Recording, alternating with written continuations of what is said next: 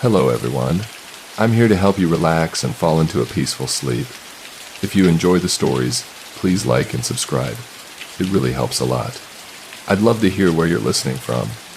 Now, get comfortable and let's begin. The horror inside the house deep in the woods. So, how much further do we have to go to find this really awesome place that I just had to see? Megan asked. Patiently, her voice dripping with sarcasm. She pushed aside a low-hanging limb and walked past it, ducking low, her eyes cast upward in an ongoing search for spiderwebs. It isn't much farther, Cody answered. Why do you sound so irritated? Trust me, you'll love it. Megan slapped absent-mindedly at insects crawling on her neck, searching for a suitable place to feast. But she missed her target. Her neck stung from the blow, sending the bugs into flight once more. They circled about her, waiting for the opportune moment to land and drink. I'm irritated, she began, because I'm walking through the woods. I'm hot, sweaty, being eaten alive by insects with spider webs in my hair. Now I feel like they're crawling on me, and I'm tired. She exhaled loudly. All this to see something you insist I'll love, but you refuse to explain. A loud clap of thunder shook the earth beneath their feet. Large black and purple clouds rolled overhead, blotting out the sun and casting the world around them in an ominous shadow, like a foretelling of tragedy to come. The trees began to shake and sway wildly, rhythmically, as a forceful gale blew through the treetops, stirring the still, humid air. Megan smiled cynically and shook her head, her sweat-drenched auburn hair swinging to and fro. Perfect, just perfect. You aren't going to melt, Cody said. He was clearly becoming annoyed at Megan's disdain for the situation. We're going to get soaked, and I don't want to get sick. You won't get soaked, and you aren't going to get sick. And how do you know that? Because we're here. Cody smiled wildly. Megan shrugged and looked around, holding out her hands, palms up, in a questioning gesture. Wow, this is so amazing I can barely contain my excitement. Her voice brimmed with sarcasm as she pointed to her face. Do you see this? This is my excited face. Do you really have that little faith in me? I mean, come on. How long have we been dating? Since freshman year. It wasn't lost on him that she had chosen to ignore the first question. So, 3 years. Have I let you down even once in all that time? She exhaled loudly. No. She was sulking, and her voice showed it, though her body tried to hide it. Thank you. So what makes you think I did it this time? She looked around, an over-exaggerated gesture, purely for his benefit. Well, I certainly don't see anything that makes this trip worthwhile. Cody shook his head despondently, annoyed and hurt by Megan's lack of confidence in him. Without speaking, he turned and faced the wall of foliage behind him, obscuring any view of what lay beyond. He raised his arms and wedged his fingers into the thickly woven vines and limbs. With a small grunt of effort, he parted the wall of plants like a theater curtain. The vines, limbs, and leaves crunched loudly as they were torn free of their resting place, and small leaves fluttered softly to the ground. He stepped through the newly created opening, then turned and held the limbs aside for Megan to pass. Dropping them, he wiped his hands on his jeans, feeling the tacky, sticky sap cling to the denim. He looked over at Megan and smiled, quite content with himself. Megan stared in awe, her eyes wide with amazement. She couldn't believe her eyes. She had to give it to him. Cody knew what he was talking about. This was the most spectacular thing she had ever witnessed in all her 17 years. The view was without a doubt worth the inconvenience she had endured to get here. She felt a twinge of guilt at the attitude she had so readily thrust upon Cody during the trip. They stood at the edge of a small clearing, completely edged by a thick curtain of foliage. Despite the lack of trees in the clearing, branches hung thickly overhead, stretching out and casting it in dark shades of gray. The limbs swayed in the wind, causing the shadows to shift and dance on the ground beneath them. A large cluster of boulders sat to their left, covered in moss, and patches of mushrooms grew sporadically throughout the clearing, mixed among the overgrown, vibrant green grass. An eerie silence filled the space. Sounds of birds, insects, even the wind rustling the limbs were completely absent. The air had a stale quality, as if it had been locked in a container for ages, something from another time. A structure stood in the center of the clearing, a cottage, an old building dating back well over 100 years by her estimation. The walls were made of large pieces of stone, the roof of straw and hay, and a stone chimney rose from the far side, protruding from within the thatch. 2 windows were set into the wall facing them, and even from 25 yards away, she could clearly see the small ripples in the corners of the panes, a byproduct of the glass-blowing process from that long-ago time. A small front porch, wooden, held what appeared to be a homemade swing and rocking chair. The wooden door was ajar, leading inside. The airspace directly above the cottage was clear. The limbs weaving overhead seemed to grow away from the building, almost as if they refused to go near it. Even the clouds rolling in and blacking out the sky appeared to steer clear, and a thin beam of sunlight shone down on the structure like a spotlight, highlighting it amid the surrounding gloom. "How did you ever find this place?" Megan asked, her voice teeming with excitement. "Mom and I got into it, so I just started walking, trying to cool off and think, and I was wandering." "And you just happened to stumble upon it?" Her voice hinted at disbelief. "I did. It's amazing. I've explored the Pine Barrens all my life, and this was just over a mile from my house in Chatsworth, New Jersey. I never saw it before. I don't know, 2 days ago." A cacophony of thunder broke the otherwise silent surroundings. Bolts of white lightning tore through the sky, illuminating the black clouds with hues of purple and gray. The first drops of rain, frigid in the warm air, began to fall at their feet. "Let's go in," Cody said. "We can wait out the storm while we look around." Megan took Cody's hand, lacing her fingers between his, and began walking toward the cottage. All was forgiven, Cody noted. He had come through as he knew he would. "Have you gone inside?" "No. When I found it, I immediately thought of you. I know you love all this ancient architecture and artifact stuff, and I wanted to wait until you were with me." She felt another twinge of guilt for her earlier behavior. She looked at him, eyes watery, and smiled sweetly. "Oh, babe, that's so sweet and considerate of you." Cody smiled back, returning her open display of affection, and squeezed her hand gently. "You know, it could be our little adventure together." The wooden boards comprising the small porch bowed slightly under their weight as they took the step up from the ground. Several boards groaned and squealed in protest. When was the last time someone had stood upon this threshold? Months, years, or decades? Their footsteps thudded hollowly, the sound rising softly to their ears. Their steps, and the creaks and groans of the aged planks beneath them, seemed hollow, muted somehow, dead. In fact, the only sound that seemed full and genuine were the peals of thunder from above. Cody stared at the rocking chair with interest. Handmade.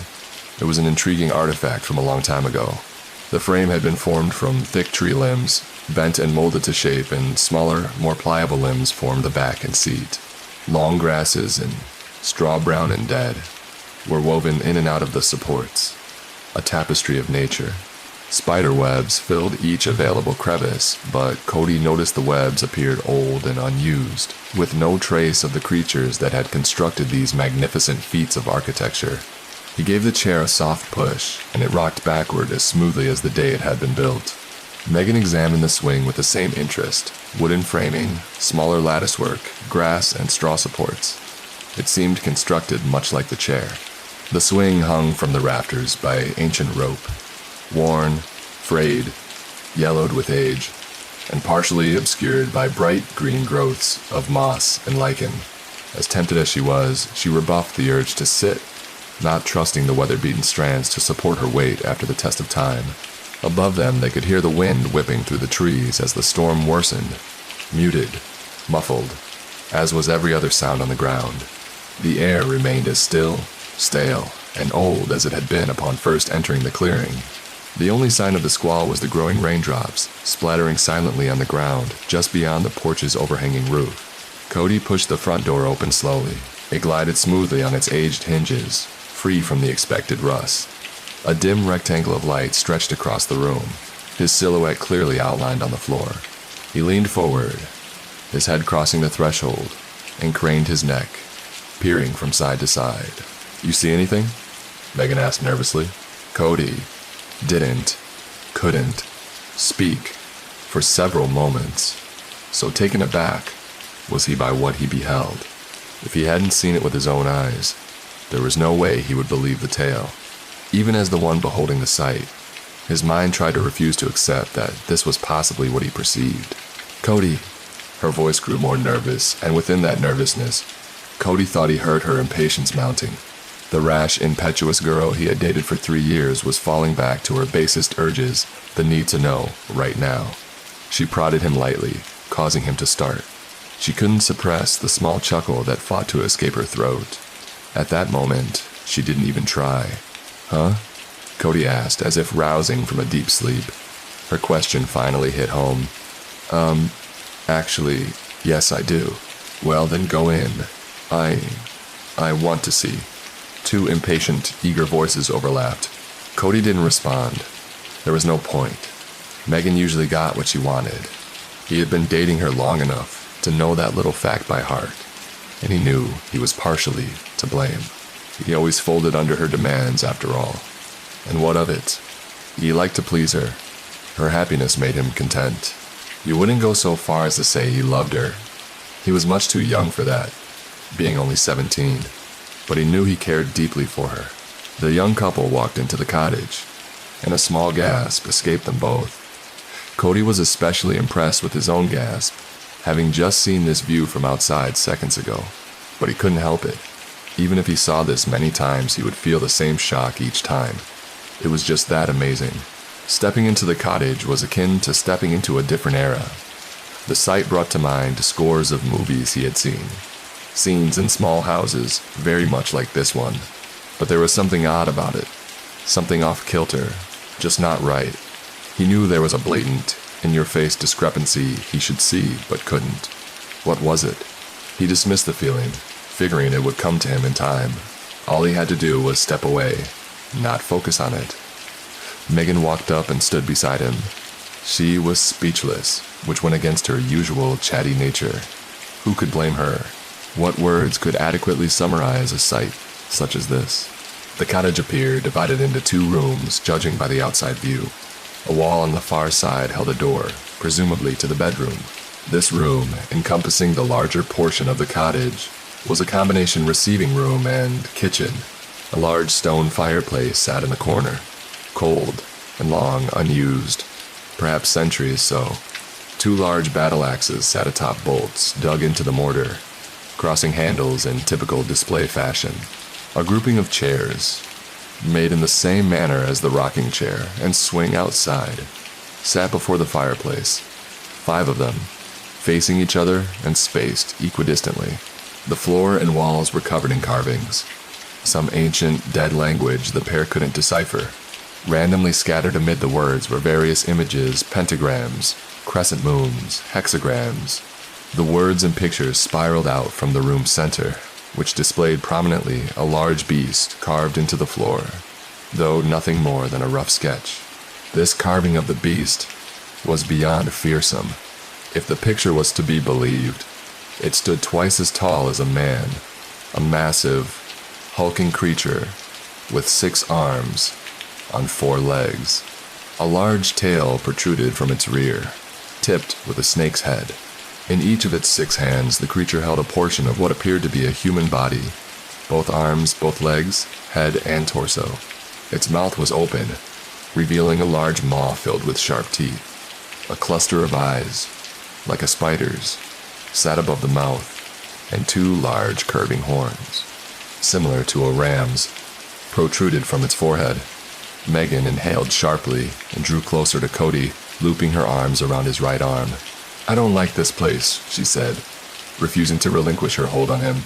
"She's scared," Cody teased. "There's no reason for it. This is all just ancient superstition. I don't care. This place gives me a bad feeling. Can we just go?" Her voice trembled. Cody looked down on Megan. Their eyes locked, and in that moment he could see the terror in hers. His heart reached out to her, empathizing. He smiled down at her, his eyes lighting up, and nodded gently. "Yeah, of course we can." He took her by the hand and turned back to the door. As he pulled it open, it was blown back forcibly by a large gust of wind, knocking them both to the floor. Heavy mists of rain blew in waves, frigid and icy, and the pair clambered to their feet and approached the door, stunned. Outside, The light drizzle had worsened into a torrential downpour of hurricane proportions. Thick sheets of rain fell from the sky, hindering any view beyond the porch. Strong gales whipped through the clearing, pushing the torrents chaotically. The sky had darkened considerably, intermittently set alight by bursts of lightning. Thunder rumbled overhead, now muffled. As was every other sound in the strange clearing. "We have to wait," Cody said. "Do you feel how cold this rain is? We could freeze to death before we ever reach my house." Megan looked out the doorway despondently. "Okay," she replied. She spoke with calmness and assurance, but her expression betrayed the turmoil raging within her. She was terrified and desperate to escape this house, this strange clearing. Cody backpedaled into the dismal cottage, pulling Megan along gently. Once inside, he closed the door, pushing roughly against the intruding wind. He turned from the door and put his arms around his girlfriend. My God, she was shivering. Had that picture scared her that much? No way. She was probably just cold. They were both fairly damp from the rain that had forced its way in. He pulled her in tightly and began rubbing her arms and back. "It's okay," he said, trying to reassure her. "You know, as soon as the weather clears, we can both get out of here." "I'm okay," she replied. "I'm not sure why that picture got to me the way it did." She pushed him away gently. "I'm fine now, seriously," she added the last after seeing the doubtful look on Cody's face as he stared down at her solemnly, his eyes searching her features methodically. She walked to the circle of chairs and took a seat, staring into the vacant fireplace. "I'm cold," she said, more to herself than to Cody. Cody walked into the kitchen area. May as well finish looking around since we're stuck in here anyway. He approached the iron wood burning stove and flipped open the hatch. Within were ancient remnants of a fire, mostly burnt logs and piles of ash. Finding nothing of interest, he swung the door shut. It clanged with the now familiar, expected muffled quality. Then his eye landed on a small wooden cabinet. Kneeling down, he pried open the stuck door after years of sitting idle, expecting nothing more than chopped firewood or ancient cutlery, old and rotted, perhaps swarming with termites or some other insect. What he found was nothing of the sort. In fact, it was far worse, far more disturbing. The cabinet had 3 shelves. The top was lined with books, ancient, leather-bound. He gingerly pulled one down to examine it. The leather was like no other he had ever felt, soft, and his fingers left small indentations that lingered momentarily after he moved them. The material was pulled taut and fastened inside, with twine run through eyelets cut into it. He opened the book. The pages were brittle and yellowed with age, thick like parchment rather than the thin sheets common today. They were filled with the same ancient words prevalent on the floor and walls. The ink was of a strange nature. Rather than black or blue, it had dried to a dark reddish color, maroon or burgundy, and the margins were filled with symbols, some matching those carved into the floor, but many others besides. He slid the book back onto the shelf, returning it to its rightful position. Suddenly, he didn't want to touch it anymore. It seemed unclean, unfit for bare hands. He wiped his hands on his jeans absent-mindedly and continued his search. Vials and bottles filled the second shelf. Liquids and powders of various thicknesses and colors, leaves and flower petals, roots, pieces of vines, and different types of grasses. The shelf held a plethora of items used for what he could only assume, taken in conjunction with the carvings and books, were part of some alchemy or potion-making process. He moved to the bottom shelf, by far the most unsettling. Several cages held the skeletons of long-dead animals. He could identify a few, rats, snakes, bats, but there were others that, even upon closer inspection, he couldn't place. Things with more legs than he had ever seen outside the insect or cephalopod kingdoms, things that appeared to have wings they clearly shouldn't. He shuddered, feeling the spasm trickle through his body. A basket sat in the far corner of the shelf, larger than the cages. He pulled it out and jumped backward, startled and a bit frightened by the sight within. The skeletal remains of an infant lay there, the baby deformed, its skull misshapen and clearly missing some limbs. Cody shoved the basket back into the cabinet and slammed the door, disgusted. He stood and peered through the window, trying to erase the image from his memory. Outside, the storm not only continued to rage but had worsened. Waves of water beat silently against the pane. The thought occurred to him to share what he had found with Megan, but to what end? It would serve no purpose other than to frighten her further. No, he would leave it be and hopefully forget, though he doubted he would ever lose that image. Even when the haze of senility corrupted his mind in the twilight of his life, he knew it would remain crisp. He turned from the window and faced Megan. She was still seated in the chair, staring into the empty fireplace with a vacant look in her eyes. She was still shivering, rubbing her arms furiously. She would remain just so until they could finally leave. He knew her well enough to know her exploring had reached its end. So be it. He didn't want to just sit around and had no intention of doing so. Granted, the cottage was creepier than he had expected. Creepier by far. But it was just a cottage. Empty, vacant, abandoned. The previous tenants long dead. There was no reason to be scared. Cody walked to the door, leading to what he assumed was the bedroom. He placed his hand on it, ready to push, and froze. Suddenly, he had an urge not to open it. From what he had seen thus far, he knew what unspoken horrors might lie in wait. He shrugged it off. An irrational fear, that's all. Whatever was in the room was inconsequential. The house was empty. He took a deep breath and pushed the door open, fighting to stifle a small yelp that tried to escape his throat. His jaw hung low, refusing to close. The contents of the room were just unbelievable. He really didn't believe what his eyes were telling him. The room was small, barely larger than a normal-sized bathroom, and almost completely empty. Almost. To say it was sparse was an understatement. It was devoid of all furniture. In the corner, a small pile of straw sat idly, no doubt once serving as an attempt at a bed. A small wooden bucket sat beside it, and he hated to think what that had been used for, considering there were no bathrooms. Chains hung from the wall above the straw, shackles at the end of each, and there were only ornamentations on the walls. More chains hung from the ceiling, large barbed hooks attached to each end. A door was set into the wall on the left, and Cody pulled it open tentatively. It was a closet-sized room on the other side. A small table stood just to the right of the door, covered with a tattered, threadbare cloth. He reached out and plucked it away. His eyes widened as they focused on the tabletop.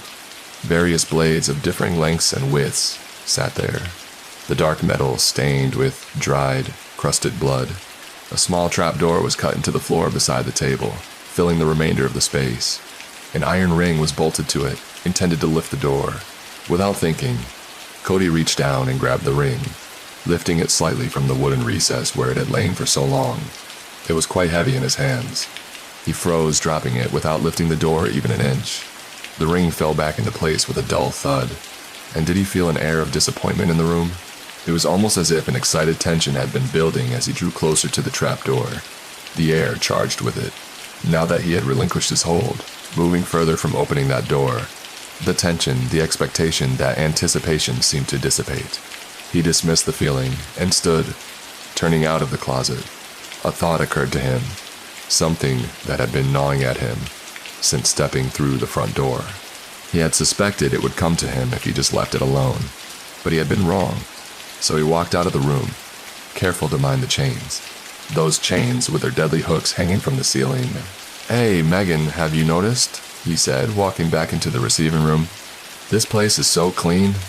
No dust anywhere, no cobwebs. And all this straw, wood, and hay. How is this stuff not rotted? There's no sign of age here at all." His words were greeted with silence. He looked up, and Megan was gone. He could call out to her, but there would be no point. The cottage consisted of only 2 rooms. This one was vacant, and he had just exited the other. Maybe she was on the porch. He pulled the door open, bracing against the expected pressure of the wind. Outside, he stepped onto the porch. The wind whipped around him, blowing swirls of rain against his body. The small drops stung as they struck his face, icy needles pricking and numbing his skin, and the rocking chair rocked wildly, blown about by the storm. The swing jerked and spasmed at the end of its ropes, but there was no sign of Megan. Cody walked back into the cottage, forcing the door closed behind him. Water dripped from his body, forming puddles on the floor beneath. He shivered uncontrollably. A mixture of worry and irritation built within him. How could she just leave him here without even mentioning it? The rain was far too cold, and she didn't know her way around the Pine Barrens. How could she expect to get back to his house without freezing to death? Did she really expect him to follow in this weather? Well, to hell with that. He pulled off his shirt and wrung it out. Water dripped onto the floor, fueling a small puddle at his feet. Stepping over it, he walked to the chairs and sat in the same one Megan had occupied. He could still feel the warmth from her body heat. It felt nice on his chilly skin, soothing. His mind slowly drifted back to the trapdoor. What was hidden down there? Why was it concealed in the closet? Did he really even want to know after seeing everything in plain sight? It gnawed at him, calling, beckoning, taunting. He tried to push the thoughts from his mind, banishing them from his consciousness, but it kept returning. That door was like an addiction, like someone who kicks the cigarette habit only to have the craving call from the back of their waking mind. So, like most people, when their urge overpowers their reasoning, he began rationalizing. Making the decision to descend seemed reasonable. I'm pretty cold, he thought. Getting up and moving around would warm me up. But the clear, rational part of his mind argued, it's a cellar. It would only be cooler down there than up here. Cody sniffed. There was a scent in the air, one that hadn't been present moments ago. It smelled as if something were burning. His eyes focused on the fireplace, the most natural place to expect a fire. Small tendrils of smoke had begun to rise from the ancient cinders. They slowly glowed a deep orange. Suddenly, a small flame flickered to life, and the flame spread quickly, engulfing the aged log remnants. Smoke billowed upward, rising out of the chimney. Cody jumped up, knocking the chair over. His eyes widened and his heart raced in his chest, beating relentlessly against his sternum. He heard a faint scream from below, muffled through the wooden floorboards. Cody cocked his head, disbelieving, straining his ears to listen should it repeat. Another scream, this time unmistakable. That voice belonged to Megan. But how had she gotten downstairs? He wasted no time pondering. He turned and jumped over the fallen chair, running into what he now thought of as the torture room. Reaching the door, he stopped short, his momentum almost toppling him. He coughed and retched, finally turning his head to relieve himself of the food he had eaten that day. The sight was horrific. The once vacant room was now far from empty.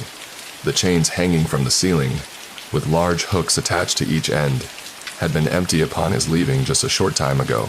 This was no longer the case. Human bodies hung from the hooks, swinging freely. 5 of them, impaled through different parts. One through the back of the head, another through the soft flesh under the chin, hanging by the jawbone, through the shoulder blade supported by the collarbone, through the sternum, and the last, through her back. The bodies were stripped naked, their skin covered in hundreds of lacerations and burns crossing each other, some so deep as to expose the white of bone beneath. They were gray with decay, putrefying, their stomachs distended with gas buildup. Their eyes, those that still retained them, bulged from sockets. Tongues hung from mouths, swollen like limp scraps of flesh. Pools of congealed blood, tacky, almost black in the persistent gloom, sat beneath each body. Maggots crawled within the holes and cuts, writhing and squirming. Some fell to the floor, becoming stuck in the pools. The stench was overpowering, filling the room with the noxious odor of decay. Another scream snapped him from his horrified trance. He pushed past the suspended bodies edging along the wall, careful not to touch the sickening cadavers that swung so gently, and reached the closet. He took a firm grip on the iron ring, set in the trapdoor. With a mighty heave, it was far heavier than expected. He pulled it open, grunting from the exertion. Cool, damp air rose to meet him, old, stale, from an unknown amount of time trapped beneath the disturbing cottage. The door opened to a set of stairs descending into complete and utter darkness. He could hear whimpering below, rising to meet him, calling with sadness, begging him to relieve her of her pain and worry, the soft, tortured sobs of his girlfriend. With no further thought, he began his descent, losing himself in the abysmal blackness. Behind him, in the cottage's largest room, Cody didn't see the flames begin to crackle and billow. He didn't see an orange ember fly from the fireplace with a huge pop. He didn't notice it landed in the center of the room, right in the middle of the carvings. Many eyes, and certainly never knew that the ember came alight. The flame traced along the floors and up the walls, All the etchings, words, and pictures glowed a fierce orange and red. If he had seen it, maybe he would have reconsidered his actions. The air thickened as he descended the stairs, growing colder, almost frigid and damp. His breath came out in smoky plumes with each exhalation, and moisture seemed to seep into his clothes and skin.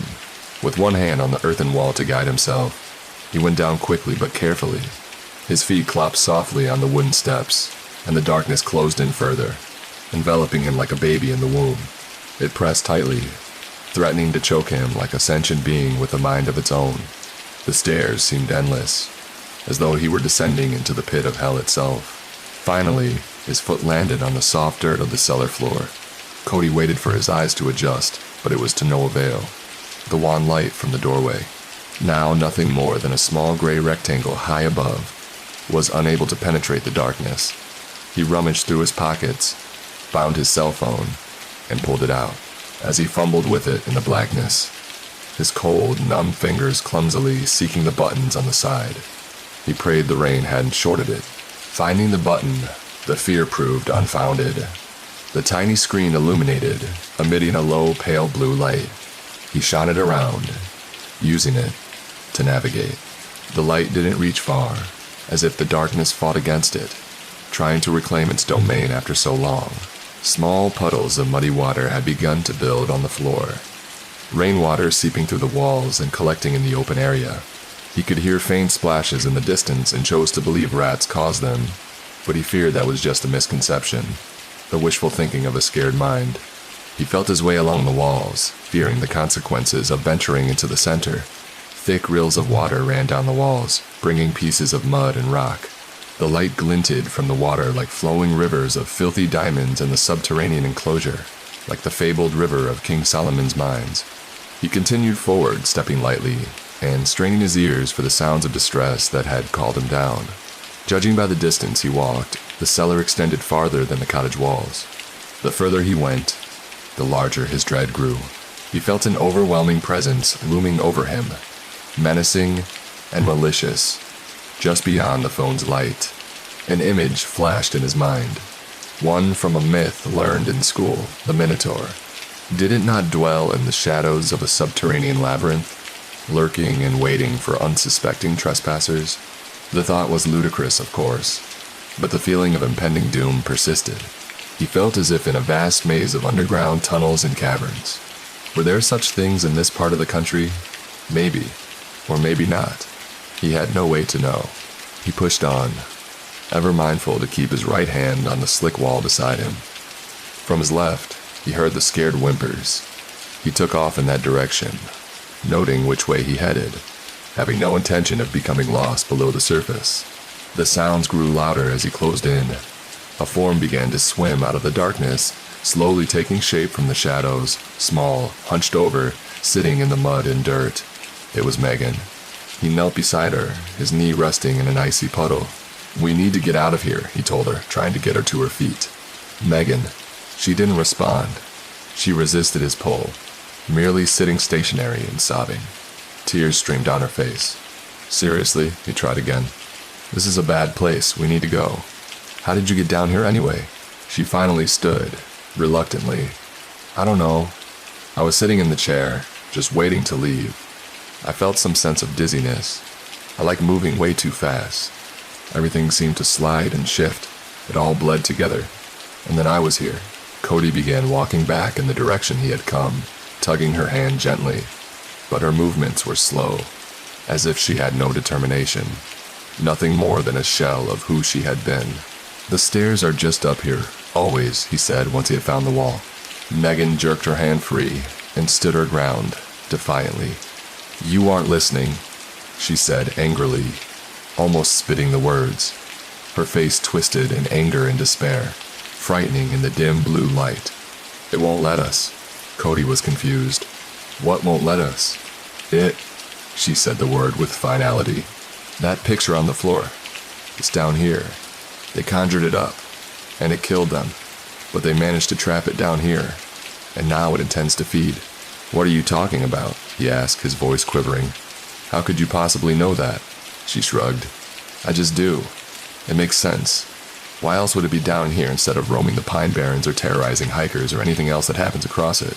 Despite the overwhelming darkness, Cody looked around. "There's nothing down here," he said, more sharply than intended. Her ravings were beginning to frighten him. "How do you think I got down here? Why do you think I didn't find my way back up on my own?"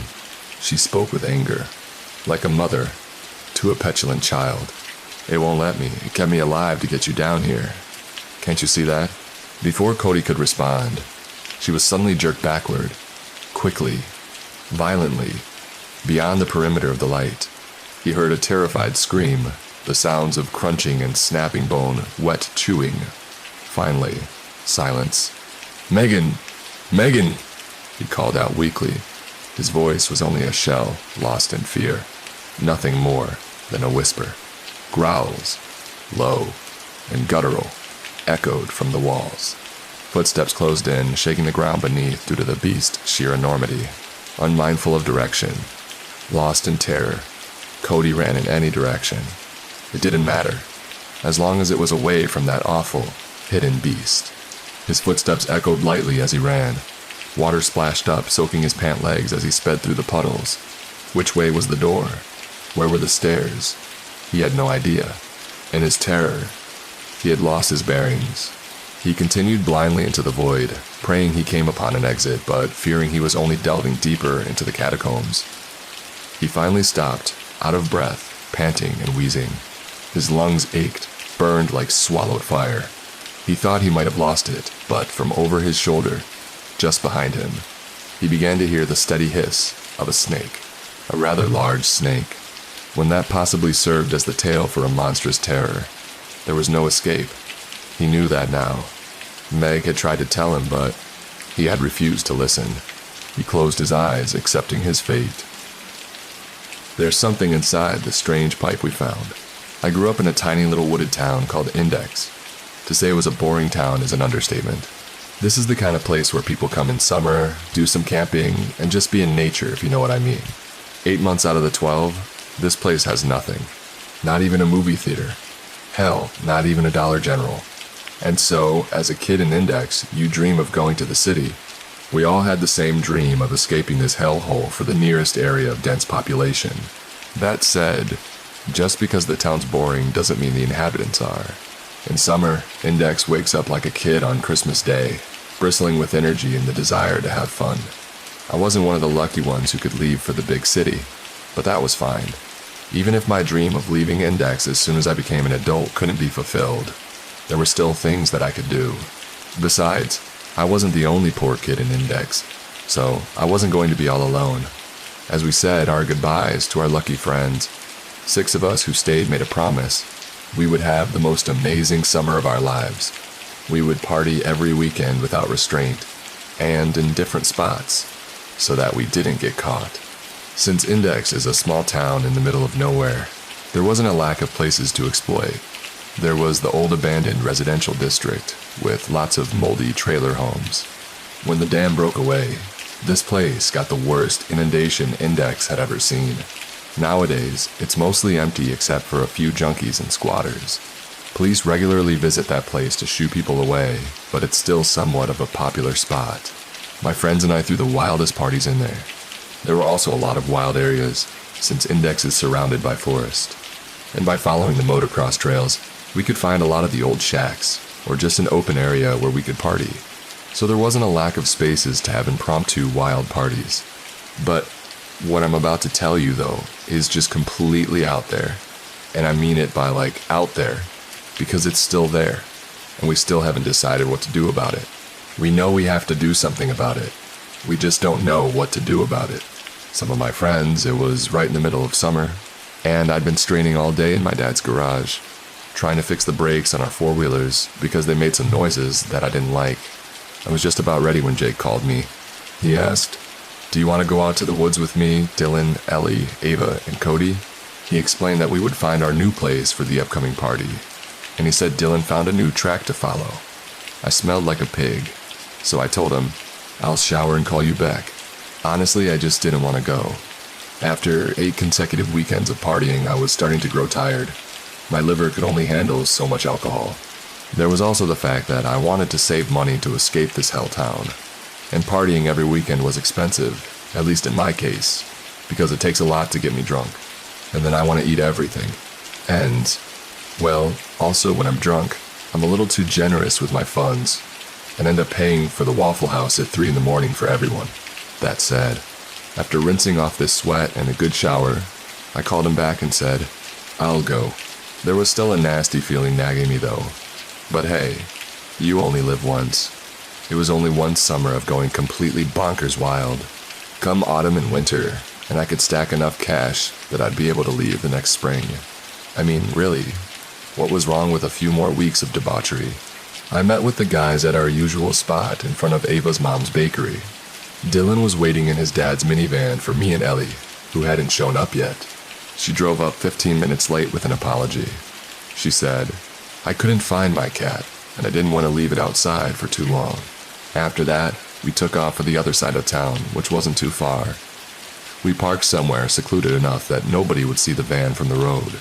The whole time, Dylan kept rambling about how he found this weird trail in the forest, hidden behind what looked like 3 or 4 rows of trees. He said something to the effect that the way they grew looked like they were planted. He added, they lined up too perfectly for them not to have been planted. Supposedly, behind those rows of trees was a trail, but he didn't have time to explore it all.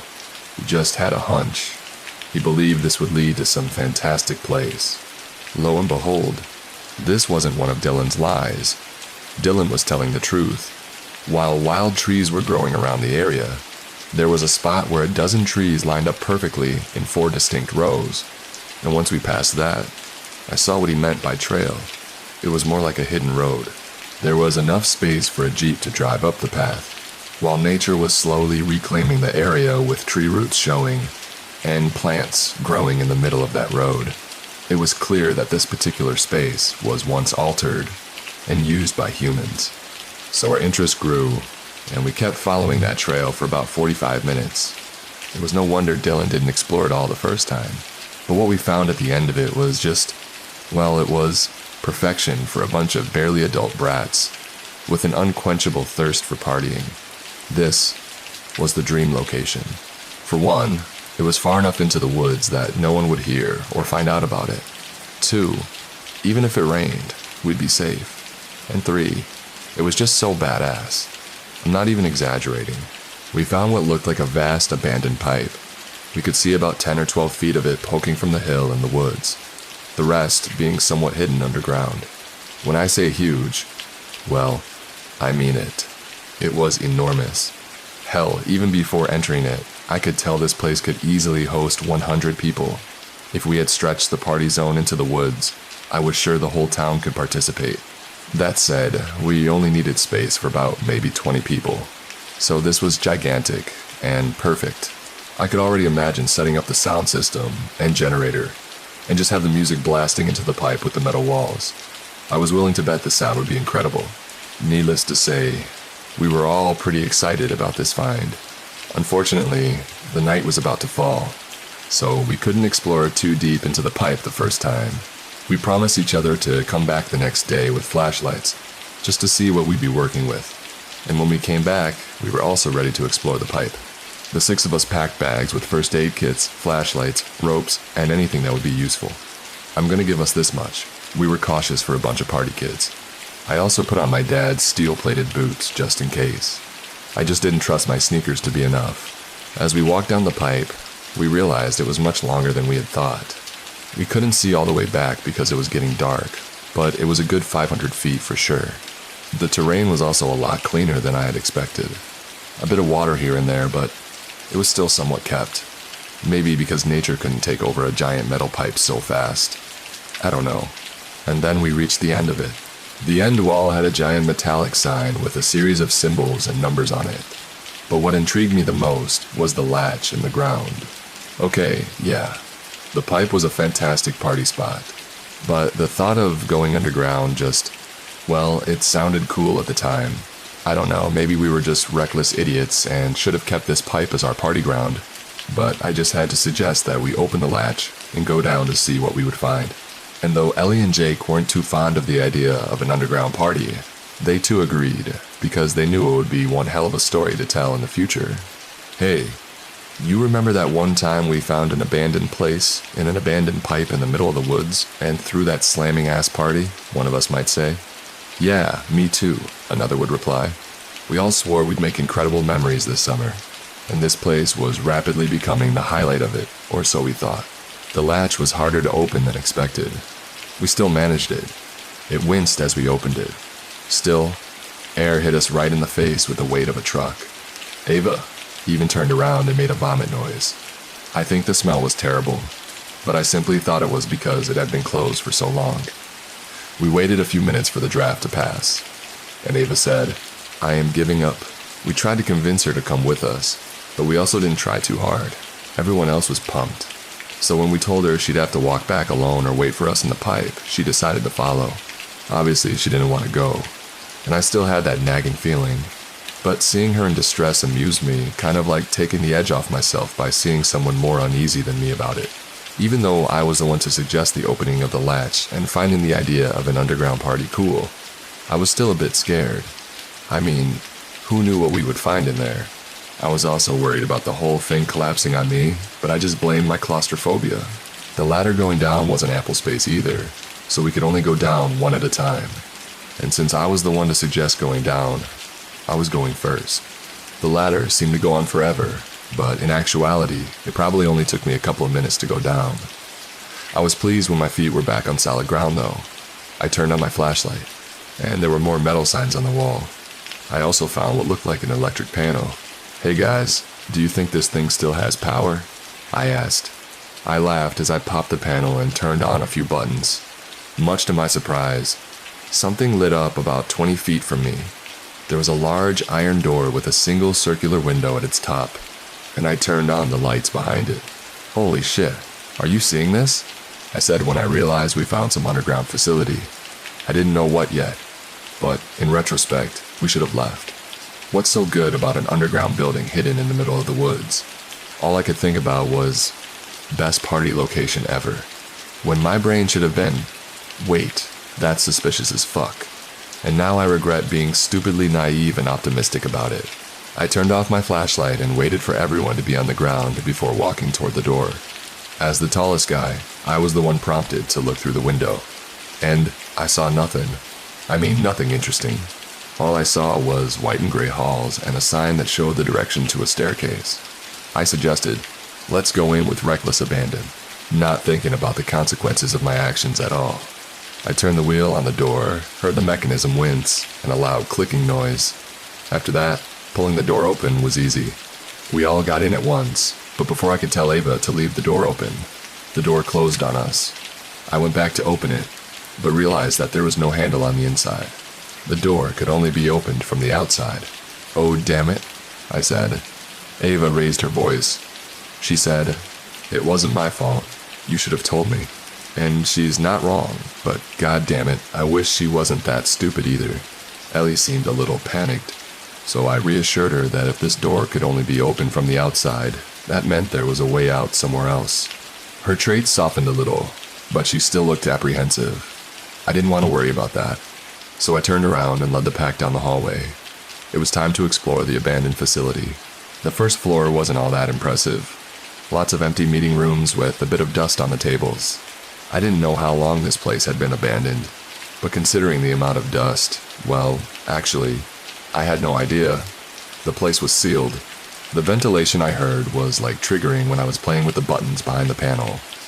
The air still smelled stale though, not terrible. There was a little bit of a weird scent about the place though, but I wouldn't say the air wasn't breathable. But after duly exploring the first level, we realized there wasn't much that could be done here. I mean, those meeting rooms still had curtains for some reason, so if we put some old mattresses or couches there, it could make for a great hangout, or that one place to go when you want a quick fuck in the middle of a party. You know what I'm talking about.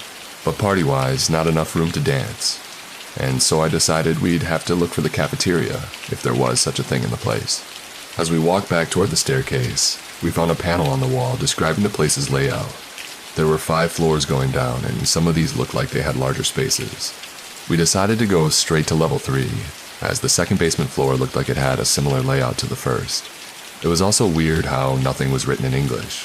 It was just a bunch of symbols, letters, and numbers mixed together. I figured it was a secret code, but none of us were smart enough to figure out what they meant. I also tried to look for exit routes, but the plan didn't show any, or at least none easily identifiable. So we had no choice but to explore anyway. It was only when we got to the 3rd floor that things started to go downhill. As excited as I was about this place being a party zone, my interest was shut down just as quickly. The 3rd floor was a floor of absolute carnage. The moment we opened the door, I felt like something was off. Although this place was sealed shut and relatively sterile, the 3rd floor reeked. I could also hear the distinct squeaking of rats over my head, their tiny little claws scratched in the vents as they scurried off to God knows where. When I pushed the door open, the scent was the first thing that greeted me, because my eyes couldn't believe what I was seeing, and my brain refused to register the sight for a minute. When I finally got control of myself again, I felt my heart tightening, my spine stiffening, and my blood turning to ice in my veins. On the floor, right in front of the door, were 3 skeletons. And even if I wanted to think they were Halloween decorations, they were far too realistic for that. There were dark stains everywhere on the floors, the walls around the skeletons, and the door, like hands that tried to grab at something before slowly falling toward the ground. I could see hand shapes on the walls and the doors, and I knew those dark stains were blood. The scent was more potent on this floor too, so I guessed that what I smelled was the human remnants below. My head started spinning so much that I had to put my hand on the wall, avoiding the stain by a few centimeters. I could hear my friends talking in the background, and the sounds of the steps on the stairs. I didn't have to look to know that Ava was going back up. She was in absolute hysterics, and I could hear her voice despite not hearing the words. Everything was such a blur at that moment. Now it took me a bit longer to feel like myself again. When I did, I started walking down the hallway. I felt Ellie's hand on my shoulder, and I looked at her. It was still dizzy, but she didn't need to speak. I could see on her face that she was worried about me. She told me, "Ava and Jake are going back to try and open the door. What are you going to do?" I told her, "I am just going to see it through. I am going to find a way out." I heard Ava and Jake leaving, and I turned back around to face the hallway of gore. I felt my stomach clench, something burning in my guts. I thought I was going to be sick, so I took baby steps. I slowly walked down the hallway, trying my best not to look at the many skeletons and the dark stains. But I couldn't. My every thought was on those skeletons and what had happened to them. The story behind all this. There were so many of them that it was hard to believe an incident of this scale wasn't in the town's urban legends. At least, I'd never heard of something so gruesome happening in Index. At the end of the hallway, and past a few science rooms, we finally found the cafeteria. This place was an even bigger mess than the hallways. Skeletons and decaying bodies were laying about in different positions all over the place. The tables and chairs were flipped over as if a war had happened in that room. One of the skeletons was wearing a scientist's jacket, so I leaned down and I found a name tag. Dr. Gregory Benson, hematologist. I stood up and looked around the cafeteria, and so did the 4 others, trying to find a way out. There were no windows, no doors, just a big empty space like the map showed. If I was still looking for a place to party, the cafeteria is big enough. Maybe for Halloween, since the decoration was on point already though. Anyway, I swallowed heavily and turned back. My eyes locked with another informative panel. I looked at the place's layout again. I really wish I didn't have to go to the 4th or 5th floor, but I couldn't see a way out. I was starting to feel claustrophobic too, despite the place being big enough to fit 5 school buses and then some. Gesturing to my other friends so that they'd get closer, I noticed that they all looked scared shitless. It kind of reassured me that I wasn't the only one spooked, but it was a tiny consolation amid all this chaos.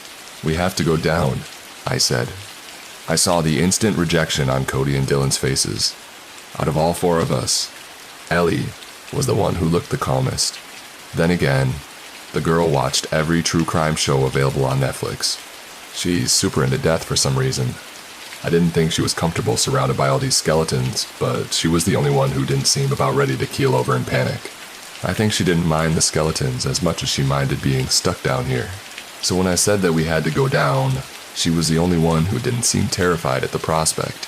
So I offered my friends a deal. I would explore the 5th floor with Ellie, and they could check the 4th for an exit. Whoever found an exit first had to come fetch the others. Dividing the floors between us would make things faster. And honestly, the faster we were out, the better. We went back to the staircase and went downstairs to the 5th floor. We said our goodbyes on the 4th floor and realized the 5th was plunged in complete darkness. I didn't switch all the buttons on, so I probably didn't activate the 5th. I looked for light switches, but couldn't find any on those iron walls. Disgruntled, I fetched back my flashlight and felt Ellie's arm wrapping around mine. If it had been any other moment, well, I would have been delighted to have a girl sticking to me. But I knew it wasn't because it was me, because we were in the dark in a military bunker filled with corpses. I breathed in deep, and we went downstairs. Ellie hooked on my arm. We opened the door, and I flashed the walls, in hopes of finding a switch in the main hallway. There weren't any, but it seemed that individual rooms had them. I opened a lot of doors and turned on as many lights as I could. It lit up the bunker a little bit, but not enough to say I could stop using my flashlight. Every single room was filled with weird machinery and pieces of equipment I had never seen before. This all looked very high-tech for a place that had been abandoned for a while. The machines were also only slightly covered in dust, but I imagine the lack of oxygen does that. The only good thing about this floor was the near absence of skeletons. I saw 1 or 2 in the rooms near the door, but there weren't any more. Going further in, we finally reached the central area as depicted on the panels earlier. It was a large, somewhat empty room with a huge thing standing in the middle. It was a big square with lots of tubes running through it, and a large red glass panel in its center. Down the middle was what looked like the control board with lots of screens, keyboards, levers, and switches. I had no idea what this machine was. I was trying to figure it out when the lights suddenly turned on. I realized then that Ellie had let go of my arm and had turned on a light switch. Tons of neon light from the ceiling high above us lit up at once. Illuminating this machine right in front of the device was a skeleton who slid off a chair. He was still holding a gun, and there was a hole in the skull. It was more than enough for me to figure out that whoever that was pulled the trigger and offed themselves in front of that machine. Whatever it was evil. I could feel it gnaw at the very marrow of my bones. Power on. Tuning. A loud, electronic voice filled the room and filled me with dread. I ran toward Ellie and grabbed her arm, probably stronger than I cared to admit. As I dashed toward the staircase, this room was empty except for this machine, and I didn't want to learn what it did once it was turned on. I had a sinking feeling that this very thing was the reason why there were so many skeletons around. As we ran up the stairs, we met with our friends on level 4. Panicked, I told them, "We need to find a way out now." I explained quickly about the machine and tried to run toward the upper floors, but I was stopped by Cody, who wanted more of an explanation. I was confused and terrified, so the words came out choppy and stressed. "A big machine. It's tuning. This is why the skeletons. We gotta go." That kind of nonsense. I couldn't put my thoughts straight, and Ellie was trying her best. The sound of steps from upstairs came back, and we heard Ava's voice screaming at us to come up. She yelled. We found a way out on the 2nd floor, but a sudden red light is flashing. We don't know what it means. Seconds after that, an alarm started blaring throughout the entire bunker. We all started running upstairs at once and toward the exit on the 2nd floor. And just like the first time, it was a door that could only be opened from one side. When we got out of the facility, we ran a few meters and found a ladder that went up, and we climbed it as if our lives depended on it. And you know what? Maybe it did. The latch there was also hard to open, but we opened it. In an area of high grass instead of an abandoned pipe. We had no idea we were in the forest, but I couldn't care less about being lost in the woods once I was out. I thought it was way better to be lost in the woods than to be lost in whatever that place was. And so we closed the latch, and I could still feel the adrenaline rushing through my system. I didn't even realize how tight I was clenching my fists until I felt the sting of my nails piercing into my skin. My chest was heaving and I was soaking in sweat. None of us said a single word as we walked back into the forest, waving our flashlight around until one of us found a trail and followed it back to the edge. We were all still silent as we took place in Dylan's van, and he drove us home. I was the last one to get dropped off. And before I left Dylan's van, Dylan said something to me that I'll never forget. "Did you see it?" he asked. He was trembling. "A machine, yeah. I saw it." I replied, "No, not the machine." He said, "I saw something in there, something not human." something lurking in the darkness after the machine was turned on and the alarm started going off. Wait, hold on, Dylan, what? Where? I responded. I caught a glimpse of it in one of those rooms on the second level. He said, it was looking right at us. He started yelling. What, like an animal? I asked. No, a shrouded white face with gnarled teeth, and it was screaming. He replied, the sound of the alarm. There was no party this weekend. I started working in my dad's garage again, trying to save money and occupy my time. I met with our group yesterday to talk about what we saw and what we should do about it. I'm just not sure. I mean, should we tell people about it? Do the people of Index even know about the place? And if so, why has no one said anything about it ever? That bunker is still there, and it's a risk. And now it's powered on because of us. It's been about a week, and I'm terrified of what could happen to the town. What should we do? What should I do? What happens when a rookie storm chaser? If you were to tell me a month ago that walking into a television station in South Nebraska would change my life forever, I probably would have laughed my head off. I had ridden the bus from the state line on Monday, based on a bland newspaper ad no bigger than a baseball card. Got storm footage no one else wants. We paid top dollar at Channel 7 KRLA. The forecast was calling. There was a little picture of a sun that was smiling and looked like its rays were branching off to form golden tentacles. Below that, there was a phone number and an address to some place called Alma, Nebraska.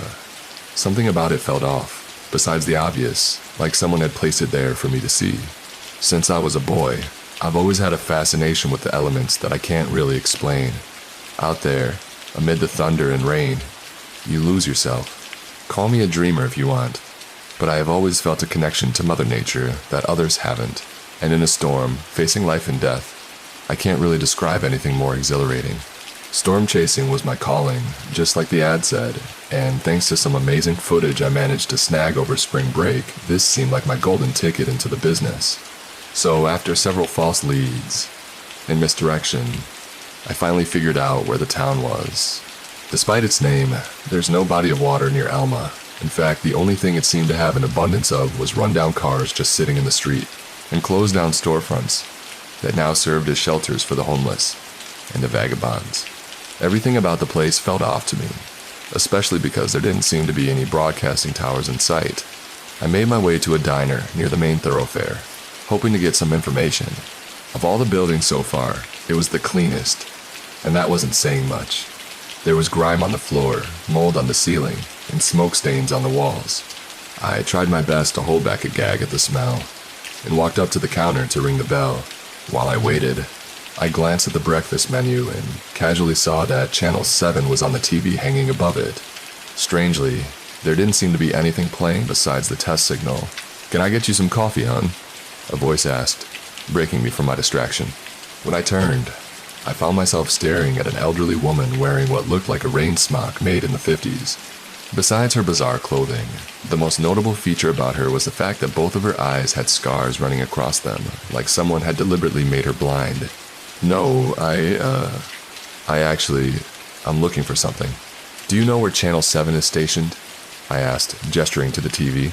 "What are you going there for?" she asked. She went ahead and grabbed the pot for me. "I'm a storm chaser, at least I want to be. We get lots of those around here," she agreed absently, as she looked towards the road, like she was thinking of something. "I'll be long, and others will roll in. Always this time of month." I grabbed the remote and started flipping channels to see if there were any other signals coming in. When the old lady grabbed my arm, her glazed eyes filled with fear. "Don't turn that off." She snatched the remote away and muttered, "Have to listen for the weather. Can't go out in a storm. Not here. Look towards the clear skies. The forecast looks clear to me. Maybe I can get to the station before it hits." The old woman looked blankly at me for the longest time. "Sure, of course you can. I apologize for that." She started to wipe the counter furiously. "Yeah. So where is the station anyway?" "Well, you can find Carla on the outskirts of town near a group of hills that cast a shadow over any road that leads you towards it," she said. She went back to her kitchen. I meant to tell her thanks, but she had already disappeared from sight. Since there didn't seem to be any running taxis in Alma, it looked like I was in for a long walk into the middle of the woods. To make things worse, a soft, icy rain began to fall, just like the old woman had predicted. The tree cover was just enough, though, where I knew I wouldn't catch my death of cold. Once I got to the foothills, the broadcast station stood out like a sore thumb. There was yellow graffiti on the outside of their building, which looked like it had been on the brick longer than anything else. The roof was slumped in, and the windows that weren't smashed were boarded up. Even the letters for the call sign on top of the building weren't working. Just a flicker of their former selves, gently illuminating the foggy woods that shrouded it on all sides. If there was a poster child for forgotten, abandoned television networks, it would probably be in the top 3. Upon entering, a short, blonde receptionist popped bubblegum and asked me what I was there for. I showed her the newspaper clipping, and she buzzed someone on the intercom to come up and walk me to the back. A few seconds later, an imposing older black gentleman walked through a set of double doors and gave me a once-over. "You a cameraman?" I swallowed hard and responded, "Yeah, I'm Ethan Caldwell, sir. I'm from." "Come with me then, thanks, Maddie," he ordered, waving to the receptionist and walking off before I got the chance to even give him a well-prepared speech. 10 minutes later, I was fidgeting with the tape I brought in my right hand and biting my cheek when a young reporter walked past and started pouring some coffee. I think I noticed her because of her age. She was a girl, probably about my age, able to lead the life that most only dreamt about. It made me jealous to think that she probably had experienced more adventure than my whole college class combined. The girl noticed me too. Well, she noticed the old VHS I was holding and asked about it. "It's for Mr. Langford from the F4 we had back at the end of March," I told her. Her ears seemed to perk up. "Are you a chaser?" she asked. "I hope to be. Well, the boss is kind of busy. If you want, I can take a look at it and tell you if you're wasting your time or not," she said. I hesitated, surprised by her sudden interest in my footage. I was too exhausted from the trip up to think of a reason not to give it to her. "Wait here," she instructed me. It was probably only 20 minutes she was gone, but it felt like eternity. When she did return, a stout-looking man was at her side, looking anxious and excited all at once. "Young man, are you the one that brought us this footage?" he asked. "Yes, sir." His sharp voice intimidated me. "Where did you get it?" The girl snapped. Her brash words made me even more nervous, like I was being tested. During that F4 back in March, I was on the 330. "There's no way anybody could have gotten that footage. Too dangerous," Miss Outman proclaimed, and then added with a fluster, "We need to run this by Marcus. Have him check for any discrepancies." "Hold on," I said as I stood up. "That belongs to me." The girl let out a sigh and took out her checkbook. "All right, how much?" "What? I don't want your money, I want a job." A laugh echoed down the hallway. "This time you've got guts, I'll give you that. Trust me, you want to walk away from this. So how much? Or do I just leave it blank?"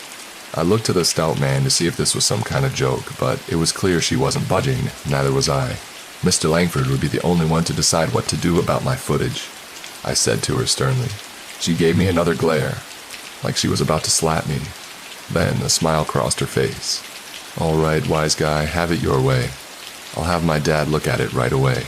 As I took a moment to register what she just said, she snatched an old walkie-talkie off a shelf and shoved it into my open arms before disappearing into the office doors just past me. This doubtful man shuffled his head and mumbled an apology. "Sorry about that. Mia tends to be a bit of a hothead. It comes with being the boss's daughter, I suppose." That explained how she was able to get a job here so young. My jealousy actually felt justified. "What's that for?" I gestured toward the walkie. "Set it to frequency 2. When Mr. Langford makes a decision, Move will call you in there," he explained. "Do people not believe in cell phones?" "Cell phones interrupt signal," he muttered as I strapped the walkie in my belt. "She's right, you know now." The stout man was standing right in front of me. "You should take the money and walk away. No one wants to work here. Her, least of all." Naturally, after my little encounter at the diner that piqued my interest, I don't have anywhere to go, nothing to lose. I've been to the bottom, nowhere left to go but up. He gave me a lopsided smile. "You remind me of myself when I was younger." "What'd you say your name was?" Ethan Caldwell," I told him. "Tom Riley. I'm the chief science officer to this whole shindig." "Put her there," he said, as he gripped my hand and shook vigorously. It felt like he was going to rip my arm off, to be honest. Once he was done, I stretched my hand a bit and decided to start asking some questions of my own. "How long have you been with Channel 7? "Yeah. Probably 9 years now, since Mia was a teen. Maybe she was 10. Kinda hard to remember. I still can't believe we've been in business this long. Tom answered. You like the job? That's a joke, right? Have you looked around, kid? This place is a dump with rejects. From the looks of you, you'll fit right in. That made me look down at the carpet in embarrassment. Tom rubbed the back of his neck, as though he was regretting his words, then glanced towards the office door. Look, they'll be in there for a while. Mr. Langford is very particular about this kind of stuff. Why don't you go get some rest? My face is red now. I don't have anywhere to go. Oh, sorry. Tom mumbled something under his breath and reached into his pockets to give me a lot of cash. It should be enough for a motel. Then the black man I met earlier stepped through the doors, wielding a camera on his shoulder and some sort of spherical metal object under the other arm.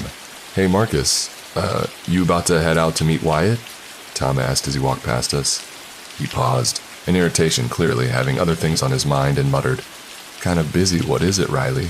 This young man could use a lift to a Prairie Rose motel. Thinking can help out.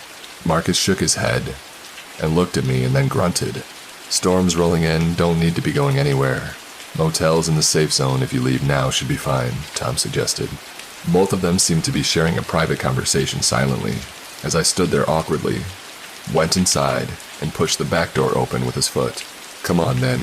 I jumped, said thank you to Tom one more time, and then ran towards the parking garage behind Marcus. A few moments later, I was helping him put the equipment into one of the bulky vans. It had the broadcast logo on the side, and was entirely painted a bright yellow, like a school bus. Alright, weather tracker's normally painted white, I muttered as I got into the passenger seat. Does anything about girls seem normal to you? I had to give him that one. A short drive to the motel was filled with awkward silence, except for the occasional bump in the road and a rumble of thunder. It felt longer than any leg of this journey had to so far. Finally, he slammed the brakes in front of the cheap motel on the outskirts of town. This is you. Thanks. I guess I'll see you in the morning. Before I stepped out of the van, Marcus grabbed my arm and made me look him dead in the eye. He really set on joining our crew, huh? I wouldn't have come all this way just for a few bucks. That's what you mean. Can I give you a piece of advice? Pat asked. He hadn't sounded as mean anymore. Almost sounded like he was genuinely concerned. If you're gonna tell me to ditch town, it's not happening. Nah, too stupid to listen to common sense. But maybe you hear what I have to say about the storms in these parts. I turned toward him, excited to hear more. I've heard the weather could be pretty wicked. Hailstorms the size of golf balls in the spring, tornadoes in the summer. Honestly, it sounds right up my alley. Pun intended. You haven't heard. Storms out here aren't normal, son. You know why you couldn't find Alma on a map? People who come here die. They die. And it's always for the same reason. The storms roll in, and they bring something sinister with them. He had a wild look in his eye, reminding me of the lady in the diner. It was enough for me to not question his words. There'll be one tonight, so listen close if you want to live. You're gonna go inside your room, you're gonna lock the door, and close all the windows, and don't come out until it passes through. That's important. No matter what you do, don't go out in a storm. And for the love of God, don't look at it, you hear me? I nodded frantically, and he pushed me into the curb, and added one more thing. Keep your TV on Channel 7 no matter what. A little voice in my head told me that he was just trying to scare me. I mean, after all, he was the veteran cameraman on the crew. New blood like me might be considered a threat. Got another voice nagging at that unease I had felt since arriving in Alma, told me to listen. That voice grew louder when I walked to the motel office, and found the young man running it had the same scar in his eye as the woman in the diner. Are you looking for a room? Yes, pleasantly. Yeah. Cash or card, he asked, as he took out an old ledger from under the counter. There weren't any other names in it. Cash, I brought 40. Despite his disability, he was able to take out the exact change I needed from the register, and then pass me the correct key card. Number 11 in the end, enjoy your stay, he told me. I spent the next 2 hours looking out towards town, and seeing the storm clouds grow bigger. It did look pretty deadly. Marcus's words kept ringing in my head. Despite my better judgment, I went ahead, and I closed the blinds, and I locked the door.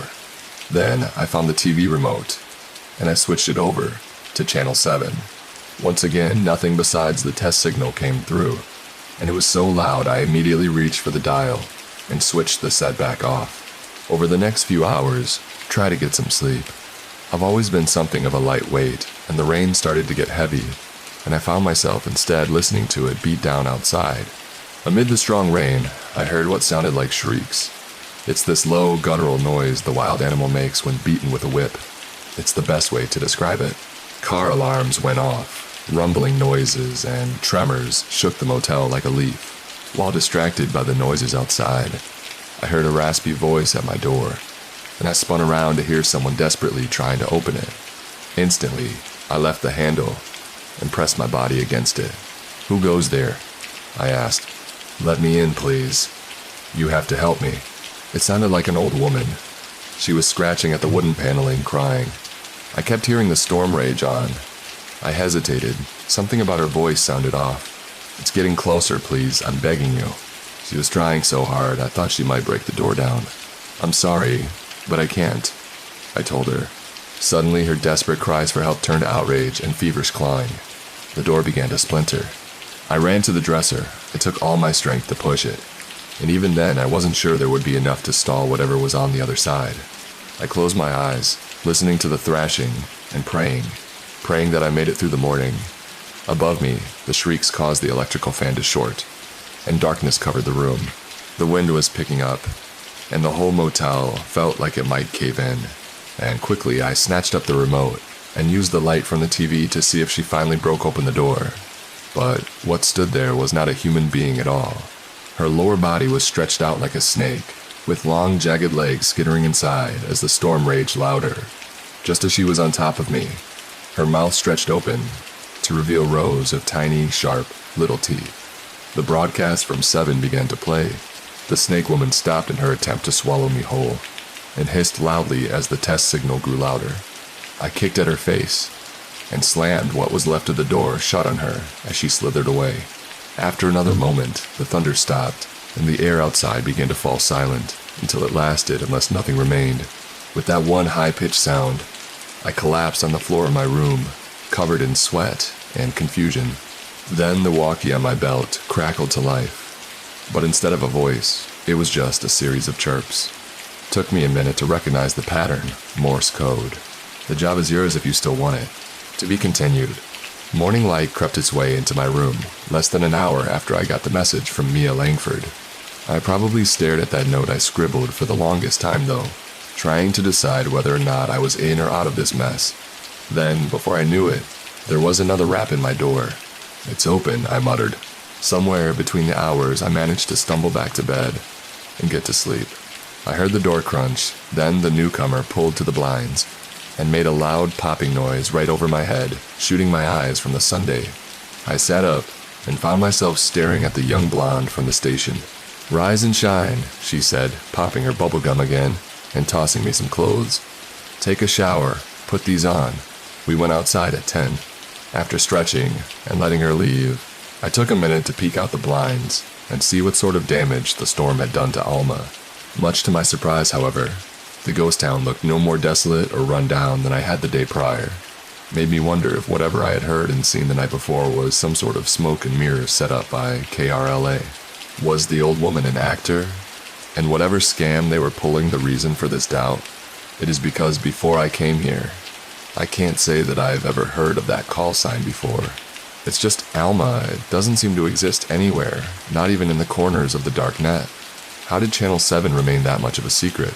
After a quick shower, this doubt I felt that they were hiding something only grew when I saw the impressively outfitted Hummer the girl was driving. There was no way a place like this could afford something like that. "Busy day today. Let's grab a bite to eat before we head to the station," she suggested. That she revved the engine. I tipped my head to her with a polite smile. "I don't think we've been properly introduced, Miss Riley Donovan, but you can call me Riley. Everyone does. Astronomers and mathematicians welcome aboard newbies," she said with a giggle, and then sped down the road. "So how long have you been with KRLA?" 6 months. Nice to finally have some new blood. Just hope you last longer than the last cameraman." That gave me pause. "I take it you seem to have job vacancies often?" "Ben was a good one. I really thought he would make it," she admitted, as she turned the corner and started rambling. "You know, the way I see it, The boss should have been more open with y'all about what we're up against. It's not like telling you is going to change nothing. She spat out gum and pulled up to the front of the diner. Nobody listened to me anyway, except for Marcus. He still remembers what it was like before all this. They kept quiet, too afraid that if I interrupted, she might second-guess what she was saying, and we walked inside. Unfortunately, my hopes of the conversation continuing were dashed to pieces, but Riley saw the diner was full of customers. All of them seemed to be of the same breed, long-faced, bulging eyes. Their skin showed signs of severe dehydration. "Where did all these people come from?" I muttered as Riley grabbed my shirt and whispered, "Stick close to me." We walked up to the counter. She rang the bell, glancing nervously up towards the TV monitor. It was blank. From the back, the old woman appeared and offered a blank stare to both of us. "Morning, Ethel. Something wrong with the set?" Riley asked with a tense smile. "The storm knocked out the power. Must have blown a fuse, because it hadn't been working all morning," she said dismissively as she got out her pen and paper and asked for our order. Riley stood back up. "You know what? I think we'll just take a rain check on that, Ethel. It's a new guy's first day. Probably shouldn't be working on a full stomach." She'll grab my arm and turn to leave, bringing us face to face with one of the old townsfolk. "That's the rush," the fellow said with a wide grin, looking unsettling. "Stay," the second person insisted, and pushed us both down on the shoulders. "You can't leave," the first agreed. "Riley, what's going on?" I asked, still trying to determine if any of this was real or not. Suddenly, others in the diner started chanting the same three words. "You can't leave." Riley reached her purse and grabbed the keys. "On the count of 3, you're going to make a run for it," she told me. Their chanting was getting louder. 1. They were all standing up and staring at us, looking dead-eyed. 2. Now, I think we should. Before I could get the word out, she yanked at my hand, and we dashed towards the parking lot. The crowd was on us, snapping their mouths like piranha as we pushed to the door. Out in the parking lot, Riley clicked the doors open and shouted for me to just get inside. As I saw the town smoke beating the scramble out of the diner like a flood, I didn't have to be told twice. Cranking up the engine, Riley instantly put the Hummer in reverse. "Buckle up." She beat me. A few of the patrons from the diner were weaving their way into the road, but that didn't stop her. I let her gasp as she plowed the vehicle into the first one, and then picked up speed. I gripped the seat, looked back towards the pedestrians we'd run over, only to find he was already standing back up and staring at us ominously. "There's a walkie in the center column. Switch over to frequency 2, she told me as she made the next block. I opened the middle console and reached for it. A burst of static filled the air as I saw more of them rushing towards us, faster than wild dogs. "Riley, this is only meant to be for emergencies." That was Marcus's voice. "Marcus, we're coming in hot. Get the garage open now." Short at him. "Seriously?" the black man muttered as she stepped on the gas and passed from the city streets into the back roads. The strangers were still coming through, running down the trail like a flock of angry zombies, shrieking and hollering as I spotted the gate in the station. "Hold on," Riley ordered. She twisted the steering wheel hard, and another attacker knocked aside. We drifted straight through the old metal doors as she slammed on the brakes, and I heard the townfolk begin to beat down the station, desperate to get inside. I fumbled out of the car and watched as they kept scratching at the metal with their bare fingers, till at last a strong, deafening noise emerged from all through the station. The strangers began to thrash and bang their heads against the glass, angrier than ever before. Then they all collapsed onto the ground, writhing and shrieking mindlessly. Riley grabbed my arm and pulled me inside as Marcus closed the garage up completely. "What the hell, Riley? They almost breached us that time," Marcus muttered as we walked quickly down to the control room. Tom was inside, handling the controls, watching the monitors as the group of 30-something individuals kept flopping about on the ground like fish out of water. "I'm sorry, I went to grab Ethan, and I thought we had time to grab a bite to eat," she said anxiously. "God damn it, girl, you know not to go down in the town after a storm." The black man sat as he paced the room and then turned to Tom. "Is it working?" "Give it a few more seconds," the stout man replied as he looked towards my face. "You okay, son?" Tom asked with a smile. I clenched my fists, looking from Riley's pale face to Marcus's stern one, and then said, I'd really appreciate it if someone told me what the hell is going on around here. A few seconds later, the townsfolk stopped shaking. Then, I heard a door slam behind me, and Mia entered the room. "That should be good, Tom," she said. The stout man reached towards a control panel, and sharp noise stopped, leaving the room silent except for the awkward tension between the group. "What the hell happened?" Mia asked. "It was my fault. I didn't know the power would be cut. I just wanted to grab a bite to eat." Riley fumbled over her words, and the younger girl sighed irritably. "We'll deal with that later. Go watch the phones or something. Tom, start up the generator. Ethan, you're with me." I blinked a few times and then followed her down the hallway wordlessly. I was too anxious and excited to meet her father to ask her more prying questions about the things that I had just seen. After a short, brisk walk, she knocked on the door, and a raspy voice shouted, "Come!"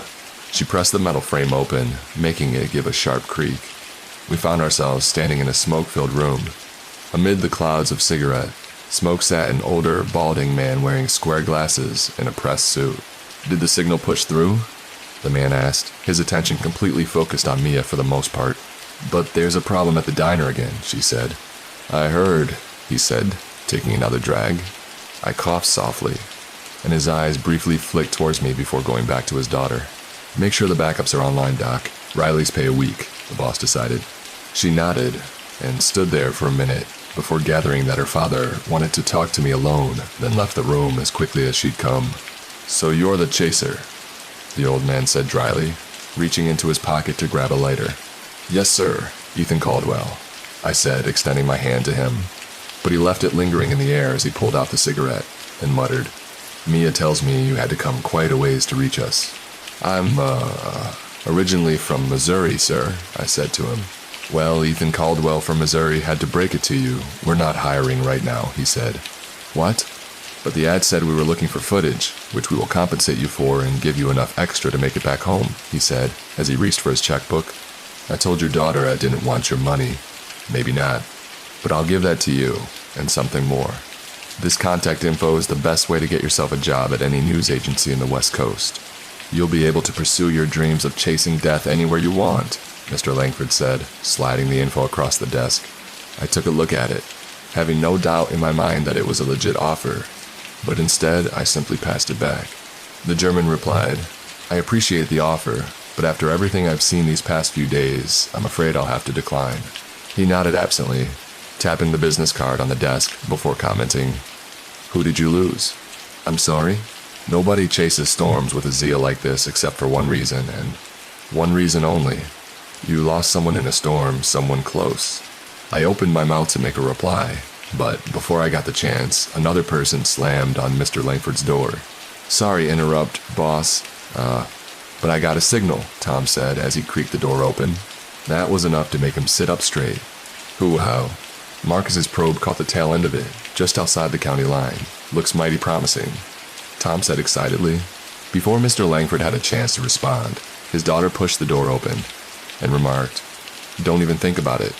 We still haven't heard from Wyatt." "Who's Wyatt, anyway?" I asked, recalling the name as Tom spread a map out right in front of their bus. "It's all flatland out there. Should be a done deal.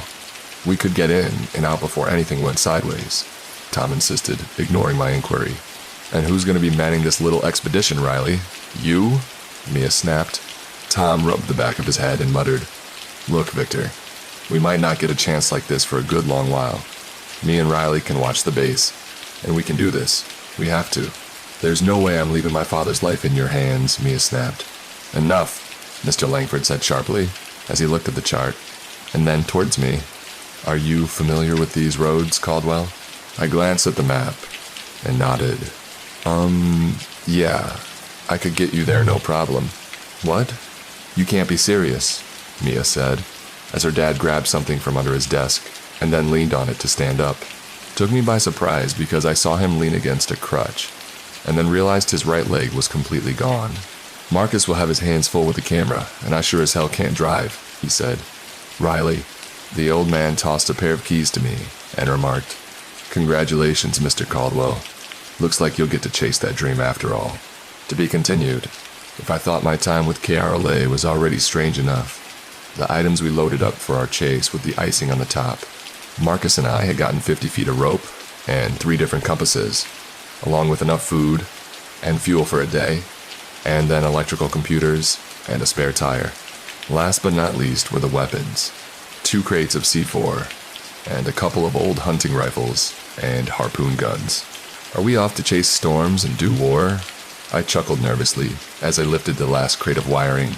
As we made it back out the garage, though, we were stopped short to find Mia blocking the driver's side of the weather van. "If I can't talk you out of going, I'm coming with you."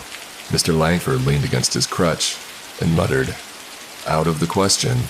"You're right, it is. Because if you don't let me go, I'll cut your fuel line and then you'll be up a creek until Wyatt gets back." Mia snapped back. Her father flared at her angrily, looking like he was ready to smack her face, and said, "You wouldn't dare." She got right in his face. "Try me." I held my breath, unsure what might happen next. "Fine," Mr. Langford decided, because he took his crutches and slid them into the van as well. Then Marcus helped him in and gave Mia the stink eye as well. "Hold on the fort first, Tom," Mia called out, the stout man that was checking the garage door for any breaches in defense, and then we were off. "The quickest route is down the interstate," Mr. Langford said as we got onto the road out of town. "Bad idea, we should take 5:15. Get us there in half the time," the daughter chimed in. 5:15 takes us out of the way," the older man snapped. Then they began to argue. "No, it doesn't. They've opened it back up." "How would you know?" "I was there a month ago with Wyatt." "You went without me?" "Hey," Marcus shouted as we drove out of town. "I've got an idea." The two stared at him as we passed the motel. "How about we let the new guy decide fair?" he suggested once he had their full attention. Mia glared at me. "Sure, whatever." I hated being stuck in the middle, but seemed like the best option. So I checked the map again and then made a decision. Mia's right. The 5:15 will get us there quicker. Mr. Langford made a hump, then closed the little window between the back of the van and the front, leaving Marcus and I a chance to finally talk. It took me another 2 miles before I got the nerve to say something. "I never got a chance to tell you thanks for the other night." One kept his eyes on the road and shrugged. "More than anything. So I'm alive because of you. Nobody else in the team saw fit to do that," I told him. "Had to lose you before you even get started," Marcus muttered. Behind us, I heard the father and daughter begin to bicker again, and I chuckled. "Are they always that way?" "Didn't used to be. Things changed after the mom left." "If so, I've been told. I wasn't around for that leg of the journey." "What happened?" I whispered, as you made our turn under the open highway. "The way Tom tells it, she was tired of this life. Alma, the storms, everything, but Victor couldn't give it up, just couldn't. So they went their separate ways." Glanced toward the rear of the van and added, "Messed up Mia pretty bad, in fact. I'd say that she hasn't been the same since." I nodded and watched as the miles flew by, considering everything I'd seen so far since joining the crew. His life isn't for everyone, I suppose, not for a family anyway. "I guess that makes us lucky, huh?" "What do you mean?" "We don't have to worry about that sort of thing. Nothing between us and our dreams except the sky and the earth," I told him. Marcus clenched the wheel a little harder, didn't respond. From what I gathered, I had said the wrong thing. The conversation was over. So for the next 4 hours, we listened to the occasional radio broadcast and followed the charts where the monitor took us. Finally, we reached a stretch to 5:15, about 5 acres wide, with nothing but green grass and power lines dotting the road. "This should be a good spot, Marcus," Mr. Langford said. He parked a few feet off the road, and then Mia began to help her father set up a tripod. But Marcus checked the cameras. The sky was so still and quiet, it's kind of hard to believe we were even tracking anything. In fact, come to think of it, I checked my phone on the way out, and I hadn't seen a blip on the Doppler, so what the hell were we following? While everyone else got to work, I fiddled with the controls to familiarize myself with the van and how to handle it. I wanted to make sure I could switch between the gears and get us going at top speed if necessary. I didn't want to come up short on my first chase. Popping open the glove compartment, I saw a few stray papers and slid them out to take a look. Insurance and maintenance were pretty common, but there were also quite a few articles on missing persons. I'd recognize one of the names, Ben Torres. Is that the Ben that all of them were talking about? "Ethan, can you check to see if the feed is still running?" Mia shouted to me, breaking me away from my reverie. I shoved the papers back into the glove compartment and nodded absently to her before giving the thumbs up. My eyes turned to the horizon. I saw a rumble of lightning ripple across the distant clouds. "There she is," Mr. Langford said excitedly as he adjusted the tripod. Clouds were rolling in fast, much swifter than I expected, and as soon as they crossed a patch of trees, several alarms the computers began to go off. The lightning began to stop and simmer in the clouds. As all of us watched with bated breath, the air itself seemed to change and grow heavy. Then the funnel began to form. Mr. Langford shouted excitedly. Marcus started up the camera. "I think we should probably get back in the van," Mia said hesitantly, as the sharp bursts of wind grew stronger and the swirling clouds grew more intense. Suddenly, sky and earth met to form a tower of dust and debris on the horizon, and a twister was barreling across the farmland. "I need to get a good angle," her father insisted. "Has Marcus got everything in place?" Mia ignored her father and pointed towards me. "Get ready to go. Don't listen to her," Mr. Langford barked, as the winds nearly pushed the tripod over. The funnel was right across the road, maybe only 10 miles away. "I think I got the signal," Marcus shouted. The old man was staring towards the tornado with fierce excitement, waiting another moment until Marcus confirmed it and said, "Yep, we're locked on, boss." That was all it took for the old man to finally listen to reason and get in the van. "Drive through it," Mia told me, as Marcus kept himself steady. "And the back door's open. Keep the speed steady. You can't get too far from it," her father added, as I stepped on the gas. The massive black and gray clouds swirled and destroyed everything in their path. As we made it down the highway, Marcus dangling halfway out of the back to get the right shot for his boss. "Anything?" Mr. Langford asked. The black man narrowed his eyes and muttered, "Too weak. Could be anything." "Damn it, Ethan, get us closer." "You're kidding, right?" I asked with a surprised look on my face. Already power lines are being snapped up like toothpicks to be pulled into the storm. "This is what you signed up for, isn't it?"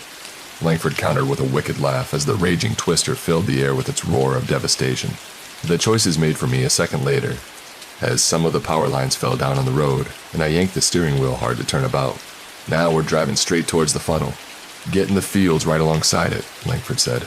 "Dad," Mia said, in surprise.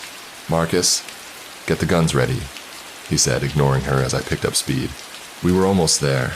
I felt my heart beating out of my chest as I pulled the van into the long stretches of farmland, and the trees began to bump wildly. One little pitfall. We could go flying. "I got it, we're back in business," Marcus said excitedly as another computer screen lit up. The tornado was ripping straight towards our van. "Over the hatch," Mr. Langford ordered. His daughter complied and pushed the roof of the van open as he lifted himself up and yelled out, "Give me the gun." Marcus was right there below him, loading the weapon and tossing it up as I clenched the wheel harder and prayed to God that we could make it past the funnel. "Steady, Ethan, I need to get a clear shot," Mr. Langford yelled. I must have given them all a look that showed how insane this all was. But I didn't say a word, I just kept driving. Langford pointed the rifle right towards the tornado as I felt the van bump and nearly lift out of the air. "I think we hit something," I said as we kept wobbling on the right side. But he was ignoring me, and with a look of satisfaction on his face, he fired a shot straight towards the twister. I heard a scream. It sounded like a banshee howling. It was coming from the storm. "Give me another, we need to make sure," he snapped, passing the gun back to his cameraman. Marcus loaded it up again and looked towards me as I turned my eyes away from the road. "Ethan, watch out." I swerved to avoid a billboard, the van hitting stalks of corn, as the tornado ripped the massive metallic structure to shreds, and Mr. Langford clutched the roof. In those few moments, I lost control of the wheel. The storm was nearly right on top of us. One of the billboard pylons had come smashing down a few feet from the van as Mr. Langford climbed back inside and slammed the hatch shut. "We need to get out of here. Step on it, Ethan," Mia shouted. "We've already blown a tire." "We're so close," her father growled as the screaming grew louder. "I can do this." Before we got a chance to object, the back door to the van swung open and flung itself into the storm. He was barely hanging on. Then he raised the gun again and fired another shot. This time, there was no mistaking the shrieks that we heard. A rumble filled the air. I saw streaks of lightning cross the funnel, and something moved from within. "What the hell is that?" I shouted. Suddenly, more debris began to rain down on us, and Mia pushed my leg down and muttered, "Drive, goddammit." The other door on the van was flung open, and dangling as well, as he made it to the highway. Then, from amid the storm, something spun out, and hit the road behind us like a rocket. "I need the rope," Mr. Langford shouted anxiously. A moment later, the two of them had prepared the harpoon gun, and I watched from the rearview mirror as the thing from the storm began to move. It was about the size of two grown men. Its body was like that of an overgrown toad, with its legs twisted backward, and had two extended arms. There was double that of a praying mantis. Just as it stood up, I saw from its back long, thin, bony wings extend towards heaven.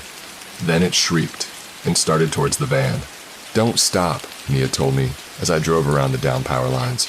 The damaged tire caused the van to bump and grind on the road. The creature screamed and flew towards us with lightning speed. Its long claws smashed against the road like boulders hitting the pavement and knocking out more debris. Marcus looked at the heavy harpoon gun and took aim. "I need you to keep it straight," he demanded. I clenched the wheel again, doing my best to comply, as sweat rolled down my face.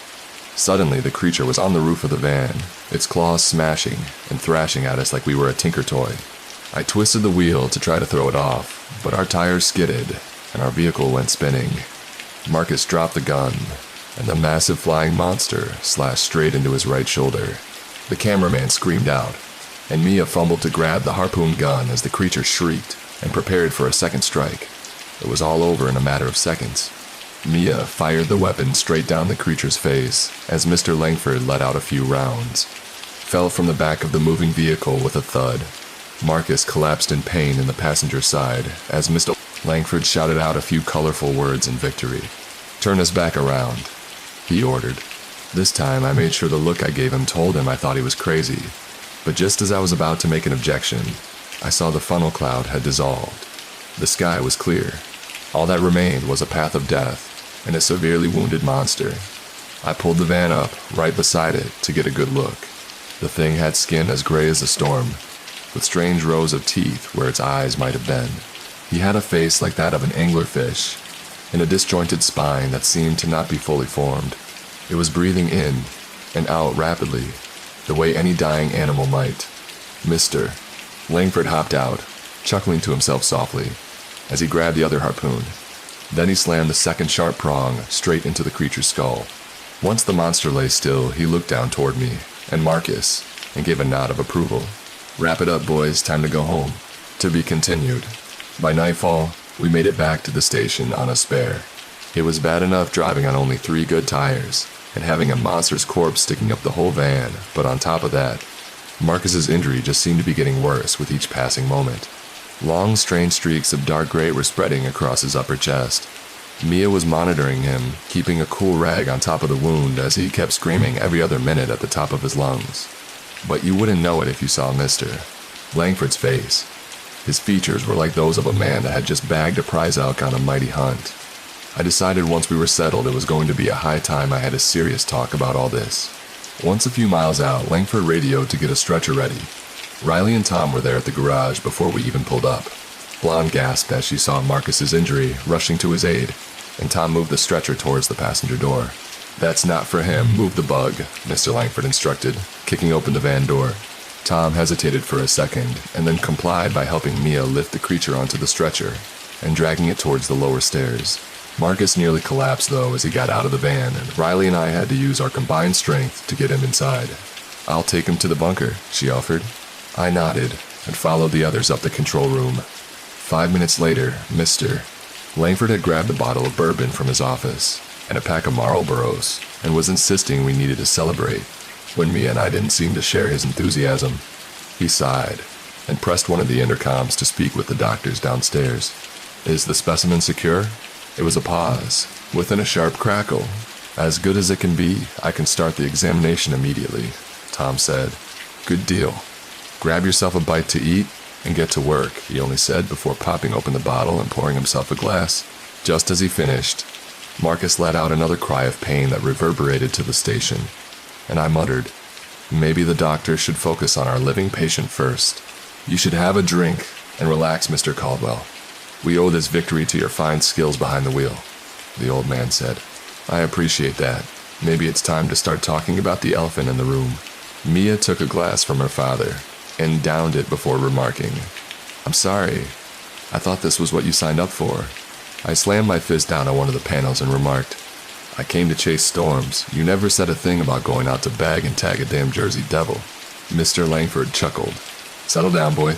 That just made me more upset. I hopped up and snatched the drink out of his hand, getting right in his face. You're going to tell me exactly what's going on around here, and you're going to tell me now. A crack from a shotgun caused me to jump back as a bullet zipped right through the air and shot between our faces. I looked towards the stairs to see a newcomer standing there, wearing a long duster and a low-brimmed hat. The gunslinger swirled his weapon in his right hand, and then slung it back onto his belt holster. For walking down towards us, Mia placed her drink down and shouted, Wyatt, thank God you're all right. She ran up to this gunslinger and hugged him. He hugged her back, then marched up towards me, grabbing some cashews out of a little bowl beside me and crunching on him. Beacons in place, boss, he muttered as he quickly sized me up. Who the hell do you think you are? I'm sorry, weren't you listening? Wyatt Ford, trapper, hunter, an all-around badass. He paused as he pushed me away from his employer and added, The bigger question here is who are you? Why is the great Victor Langford putting up with your... Wyatt, this is Ethan. He's our new cameraman. The old man gestured to me as the hunter grabbed up another handful of snacks and walked towards a control monitor. He looked at one of the screens where Riley was getting Marcus rested and listened to the black man scream before chuckling. I swear, I'll leave you for 5 minutes. The whole operation goes to pot, Wyatt said. We've got one, though. Tom started the extraction. Believe it, said excitedly. Well, that's the first bit of good news I've heard, he agreed, as I crossed my arms and growled. I'm sorry, who is this guy? The hunter cocked his gun and rammed it straight under Adam's apple. You deaf? He snarled as he backed me up against the wall and added, And let me clarify again with you, I'm the one that has kept these people alive for the past 3 years. And you. You gently placed the finger on the trigger as he gave me a glare. You're the one whose head I'll blow off if you ever put a finger on any of them ever again. Are we clear? I swallowed hard and muttered, Clear's crystal. Wyatt held the weapon against me for a long moment, then laughed before turning towards the Langfords. Now we got that cleared up. Let's go see the bug, he said, clasping his hands together and moving towards the exit. Mia and her father followed him at a slower pace, and right before they left the control room, the hunter paused and looked towards me. Ethan, aren't you coming? I nodded, darted my eyes down to the floor, as the three of us followed the newcomer down the stairs and into the station's basement. A series of long, winding corridors led us to what looked like had once been a maintenance room of some kind. But now, thanks to Tom, it had become a makeshift morgue. The creature lay on the metal slab with its multiple appendages strapped down to the side, and a long tube running into its skull, the kind you might find for oxygen and surgery. Tom was just finishing up a couple of lights as we walked in, and watched from a small observational ramp. Thanks to the additional illumination, it was clear to see that the place where Tom and Langford had struck the creature had completely calcified. In fact, most of the gray skin now seemed to have hardened to the point where only an extremely sharp blade had a chance of penetrating the shell. As if reading my mind, Tom hooked up a bone saw and began to slice the creature's chest, sounding like a drill smashing into solid earth. Behind us, the door swung open again, and Riley walked in, gripping the metal banister that Tom kept cutting. How is he? Mia whispered to the blonde. Resting, but in a lot of pain. Anything yet? She replied. You know I can hear you, Tom interrupted as he made another incision. Well? Mr. Langford growled. Riley wiped sweat from his brow, remarked, You should probably go a lot faster without so many prying eyes. The rest of the crew ignored him, though, as the blade hit the strange organic material within the beast. Smelled like dead fish. A moment later, the blade hit something metallic, and Tom stopped the saw before turning to Wyatt, grabbing those incisors. The adult, the doc ordered, passing the tool to the stout man. Wyatt and the rest of us watched as he used the curved metal tool to spread the creature's chest wide open. From under the twisted bones and fatty tissue, something gleamed like a diamond. Tom repositioned the surgical instruments and then carefully extracted what looked like a long metal tube. Once out of the creature, he proceeded to grab a few cleaning towels and white blood and guts off the discovery. Well, Langford said again, this time more insistently. A watched pot never boils, Riley. Cripped as he sat on a rolling stool and scooted over to a set of computer screens, grabbing what looked like some sort of extension cable. Tom cleaned it properly as well, and then connected it directly to the side of the metallic object. Immediately, a series of zeros and ones began to appear on the screen. We're in business, he said excitedly. Mia squeezed her father's hand excitedly, but the moment of happiness was short-lived. A second later, a frown crossed Tom's face.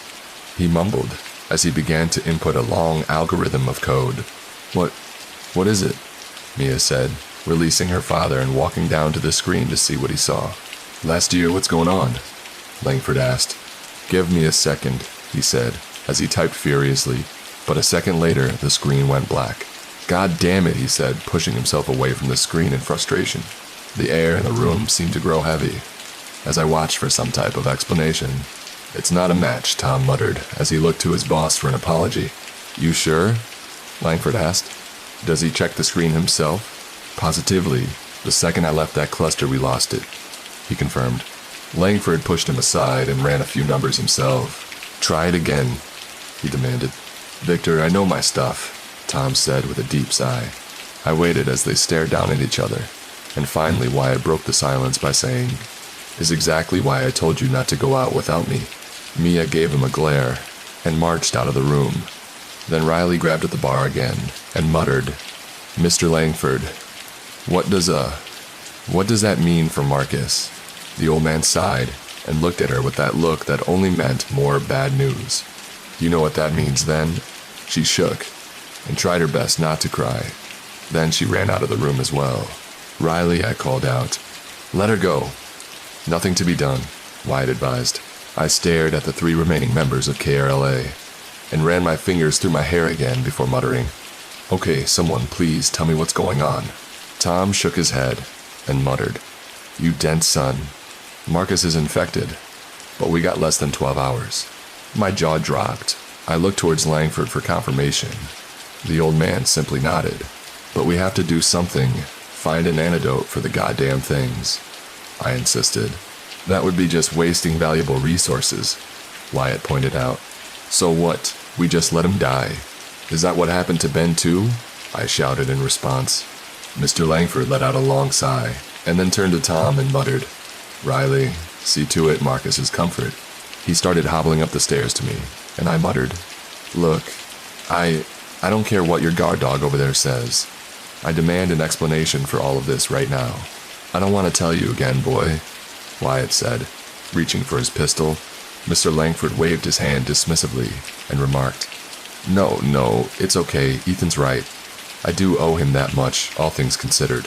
Wyatt didn't seem to like that, but pushed the door open for his boss and added with an icy glare me, Fine, but I'll be joining you, so don't even think about losing your temper again. I sighed in relief and responded, It's cool with me, lead the way. To be continued. Wyatt held the door open once more as he reached Mr. Langford's office, his steely gaze never wavering. I did my best to ignore it and go inside as Victor placed his crutch down and then took a seat. He fumbled in his drawer and got his smokes before offering me one, and then turned to Wyatt and muttered, If it's all the same to you, I'd like to talk to Mr. Caldwell privately. The hunter narrowed his eyes, but didn't dare argue with his employer. Instead, he walked towards the door and said, Fine, but I'll be right outside. Once again, we were alone. Mr. Langford lit one of the Marlboros, gestured for me to take a seat. I'd like to stand if it's all the same to you. Nerves are pretty much shot, I responded, crossing my arms. Are you second-guessing your decision to join KRLA? He asked. I let out a long sigh. I knew from the moment I got here something was off. This, the monsters, and who knows what else.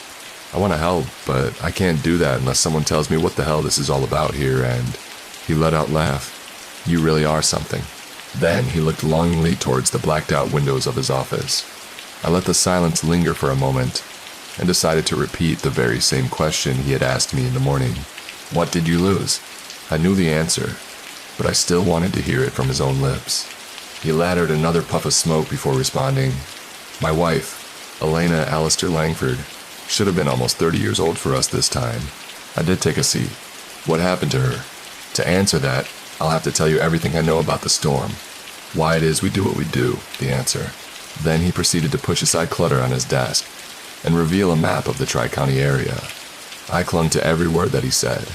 It was 1999 when he first encountered the storm. Mia was no more than a few years old, still nursing.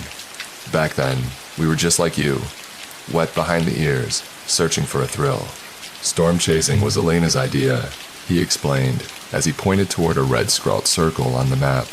He found Alma by accident, followed by a tip by a fellow tracker that said he'd seen lots of strange storms in this area. When we got here and checked our equipment, we started to think his claims were an over-exaggeration. It wasn't long after that we were proved wrong. The weather around here is unpredictable because it doesn't follow the rules of nature. He paused, staring me down before adding, as you've seen, something else is at the heart of those storms. Creatures. I guessed, to which he nodded absently. Of course we didn't know that back then. That first storm nearly killed us. We had to run from town with barely any clothes on our back. Having an infant only made things worse. Those beings, whatever you want to call them, could track us for miles. That's how we stumbled upon this place, he gestured about randomly, and added, scrambled inside and managed to turn on the signal. The only thing that saved our lives. Hold on, are you telling me the station was already here? How long has Carla been here? I asked in surprise. Hard to say, but when we checked the broadcast last, almost from July 12, 1987, Mr. Langford said, as he lit his next cigarette and scooted his chair over towards a safe hidden behind a bunch of other clutter. He opened it up and tossed me a VHS tape with that date on it.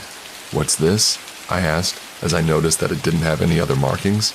That's what has happened to the crew before us, Langford said, as he then gestured towards the old TV set on the wall.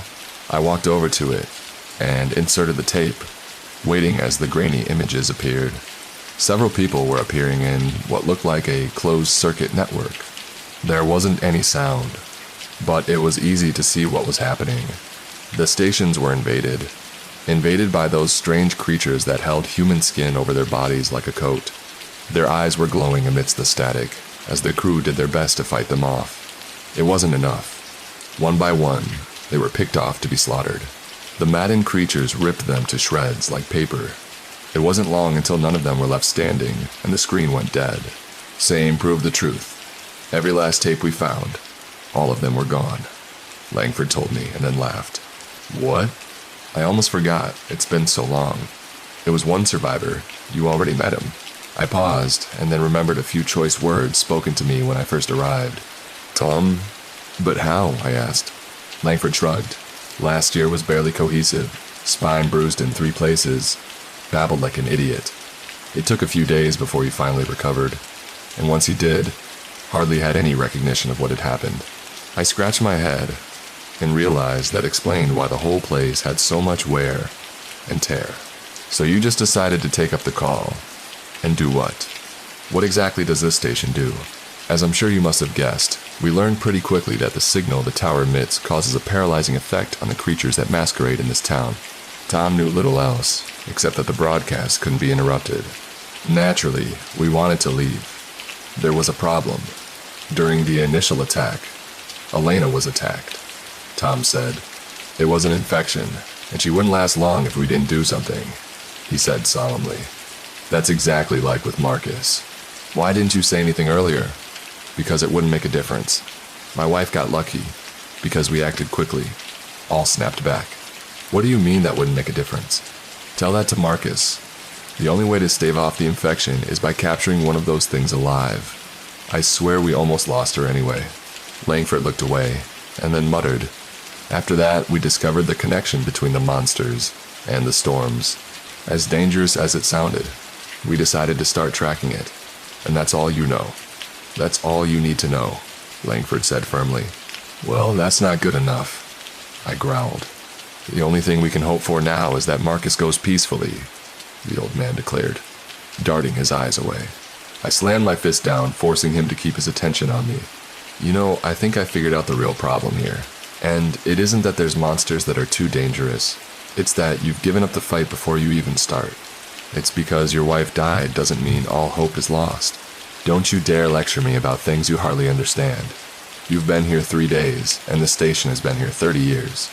It knows things you couldn't even comprehend, Langford snapped back. Wyatt was at the door, overhearing our outbursts.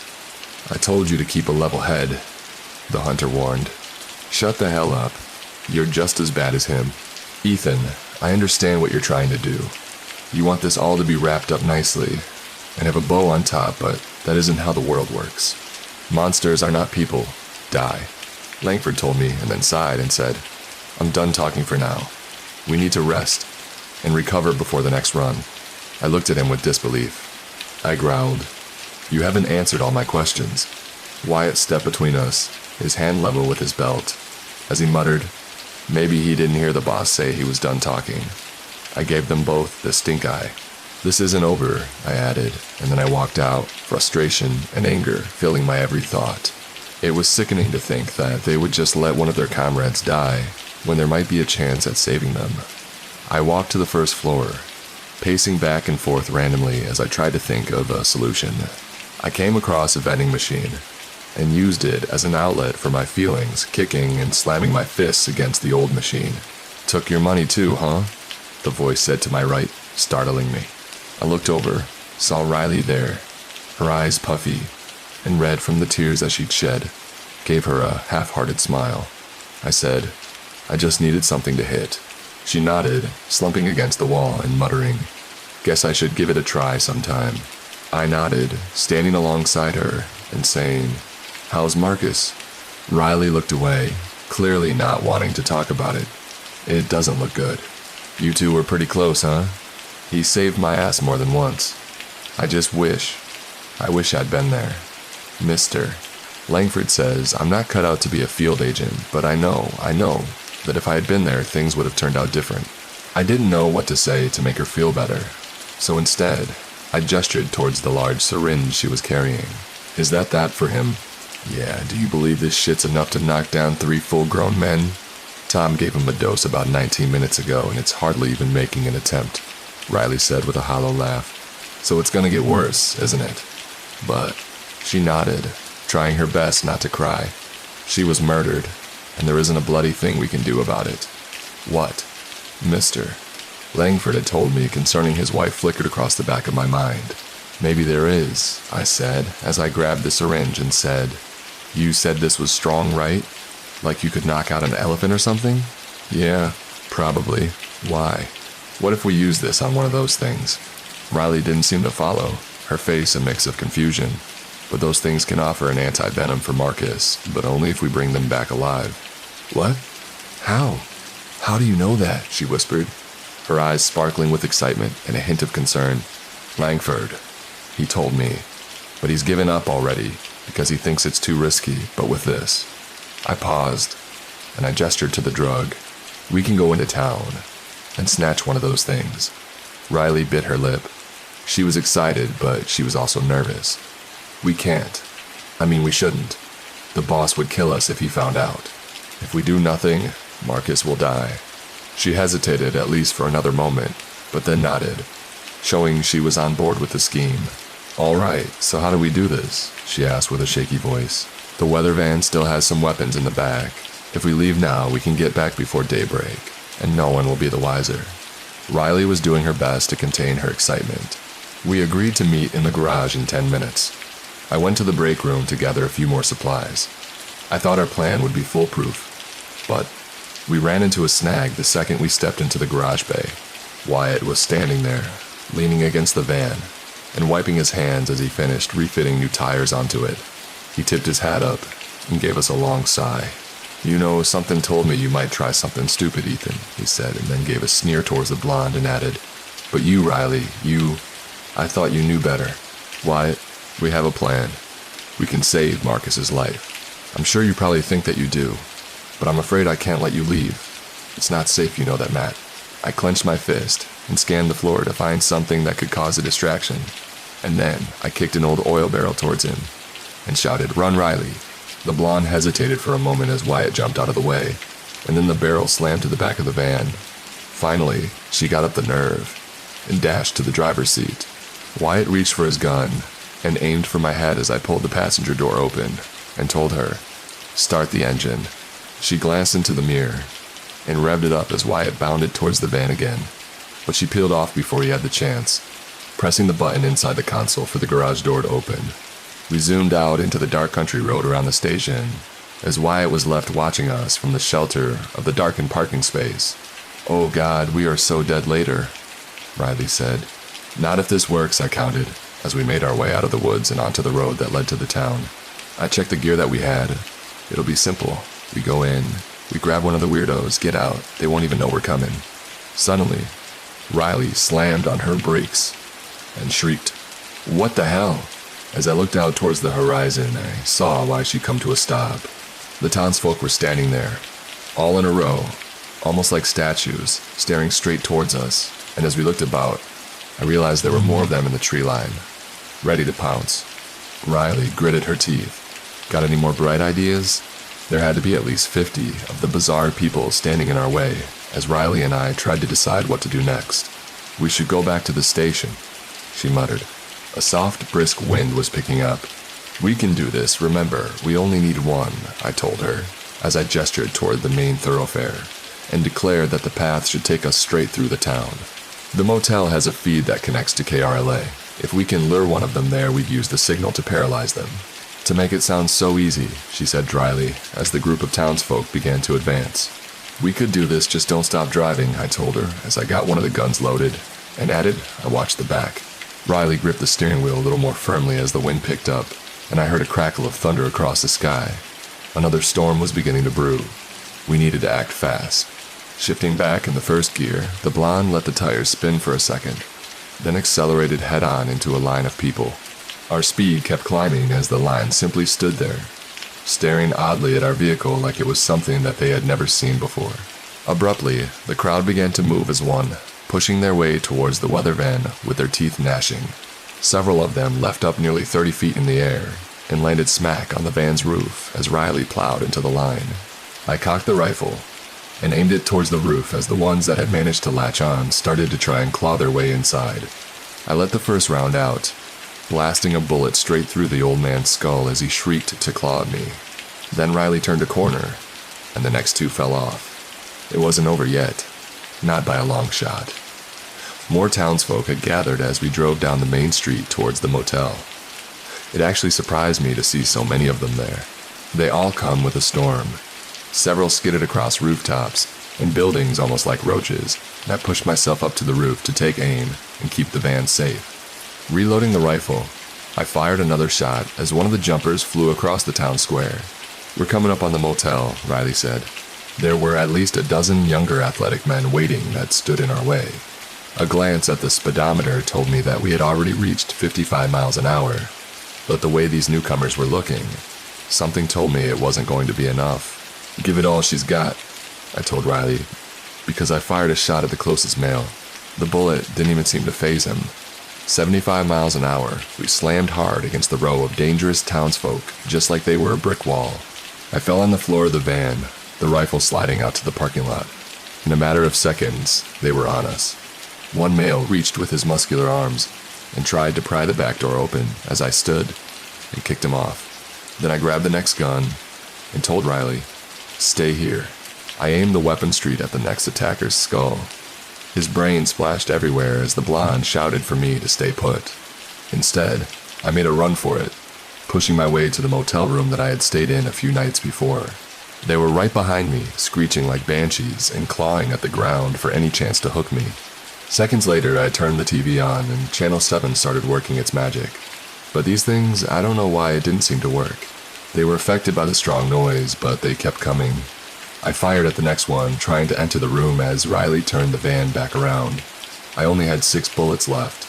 I raised my weapon to fire again, and then heard the most peculiar horn in the world, which sounded like a jingle of some kind. The creatures heard it too, and the group moved to see where it was coming from. A short second later, a long camper trailer smashed into the dozen and crushed them under its wheels. I kept my gun steady as the camper spun its wheel around and knocked out the other stragglers that were thrashing at the hotel windows. Then, from the driver's door, a familiar face flashed. Wyatt. He hopped out and went to check on the weather van first, grabbing his tow line and muttering under his breath as Riley tried to apologize. "You can save it for when we're back at the station," he snarled as he checked the tires and then hooked up the cable. I looked towards the thoroughfare, noticing more of the townsfolk clawing their way out of the abandoned buildings. "We should, probably get in the camper," I advised Riley. A few moments later, the swarm of crazed people were on us, running towards the camper as one. Wyatt took out his twin pistols and began to fire as he climbed back into the driver's seat and shouted, "Hold on to something." The long trailer jerked backwards. A few of the townsfolk bounced off the windshield like bugs as we drove and reversed down the highway. The weather van lurched and moaned against the road as it was dragged down the street. Wyatt shouted instructions to us as more of them latched to the side of the trailer, banging repeatedly on the metal. "The signal, put it to frequency 10, he shouted. I didn't even hesitate. The piercing sound was enough to knock them all off the camper, and then as we drove, I saw more of them collapse in a state of shock. Wyatt shouted excitedly and declared, "Take that, you sons of." I looked towards Riley, and then at the syringe that we had somehow managed to keep hold of. I gave her a look, but before she had a chance to guess what I was thinking, I opened up the side door to the trailer and jumped onto the road. I hit the ground running as I heard Wyatt shout another colorful expression, and I moved towards one of the shrieking townsfolk. Standing right over top of them, I got the syringe ready and plunged it straight into their neck. Wyatt swung the camper back around, the broadcast still causing its lulling effect to the others as the one I had drugged went still. "The hell is wrong with you, Caldwell?" the hunter snapped as he pulled the camper up alongside me. "You could berate me later. Right now we need to radio Tom and tell him to set up for a transfusion." He said a few more curse words and then helped me lift the man into the camper as Riley got the next syringe ready and injected it on the other side. "You really think that wasn't enough?" I said as you drove out of town. "Better safe than sorry," she said with a nervous laugh. We'd made it now. It was just a matter of getting to Marcus in time. Back in the station, I saw Mia waiting for us as we pulled in, and that closed the garage. She walked over and slapped me across the face. Then she turned toward Wyatt and said, "Let's get it on the stretcher." I rubbed my cheeks softly and followed behind as we carried the unconscious man to the bunker. Marcus's screams of pain filled the air as we got closer. Inside the closed quarters, Riley was already setting up another IV as he lugged the man on the bed next to Marcus. "You already got one," he said, pausing for a moment to marvel at the creature that hid beneath human skin. "Doc, maybe we could speed this up," I suggested. He nodded and got to work setting up a PICC line in the creature's neck. Riley was biting her nails as Marcus kept screaming. Wyatt and Mia lingered near the door, unable to watch the cameraman writhe, and screamed even louder as the transfusion began. A slow drip of the creature's blood pumped into his own. "You really think this will work?" Riley whispered. "It has to," I said, taking her hand and squeezing it as Marcus kept begging me for death. An agonizing 13 minutes later, we could see the first signs of success. The strange dark scars near his wound were clearing up. He was calming down. The anti-venom inside the creature was doing the trick. I told you, I said excitedly, and then noticed that Mia had left the room. Wyatt was still there, though, looking no more happy than the minute he had met me. "Congratulations. Looks like you'll live to fight another day," he said, tipping his hat and departing. Is that his way of saying the job is well done? It was another 6 before Riley confirmed it. "He's gonna still need some rest, but I think he'll make it," he said. Riley left and cried excitedly, hugging me and then rushing to Marcus's side. I smiled, pleased with the good deed. After another moment, let them have their privacy. I wandered the corridors of the station for a moment, still feeling my heart pumping loudly from the rush we had experienced in town. I wanted to go find Langford, rub it in his face, and prove him wrong, but instead I found myself going to the roof. The darkness was still casting its shadow over all of Alma, and the storm I had spotted earlier was now getting ready to drop its first bit of rain. The wind picked up, and I looked out towards the city and toward the horizon, still trying to make sense of everything that I'd seen since coming here. Behind me, I heard a lurching noise and turned to see Mia stepping out of the stairwell to join me. She was smoking one of her father's cigarettes, letting her long, dark hair rustle in the wind as we stood together silently. "You did good work out there, Caldwell," she said, looking at me for a moment. Our eyes met, and then she rubbed her neck uncomfortably. And Dad said you should know that too, stubborn to tell me himself. I said, he doesn't want you to get a big head. Mia pointed out and remarked, by the sound of things, it's probably too late for that though. I sighed and remarked, look, I'm sorry about what happened with your mom, but that's no reason for you to just give up on people. Your soft, admiring gaze quickly turned to one of rage. What do you know about my mother? She asked accusingly. I hesitated, realizing I had struck a nerve, and raised my hands defensively. I know it was hard what she went through, but all I'm saying is that it may be time for you and your old man to move on, and that's the truth. She dropped the cigarette and pushed herself right up in my face, jabbing a finger to my chest.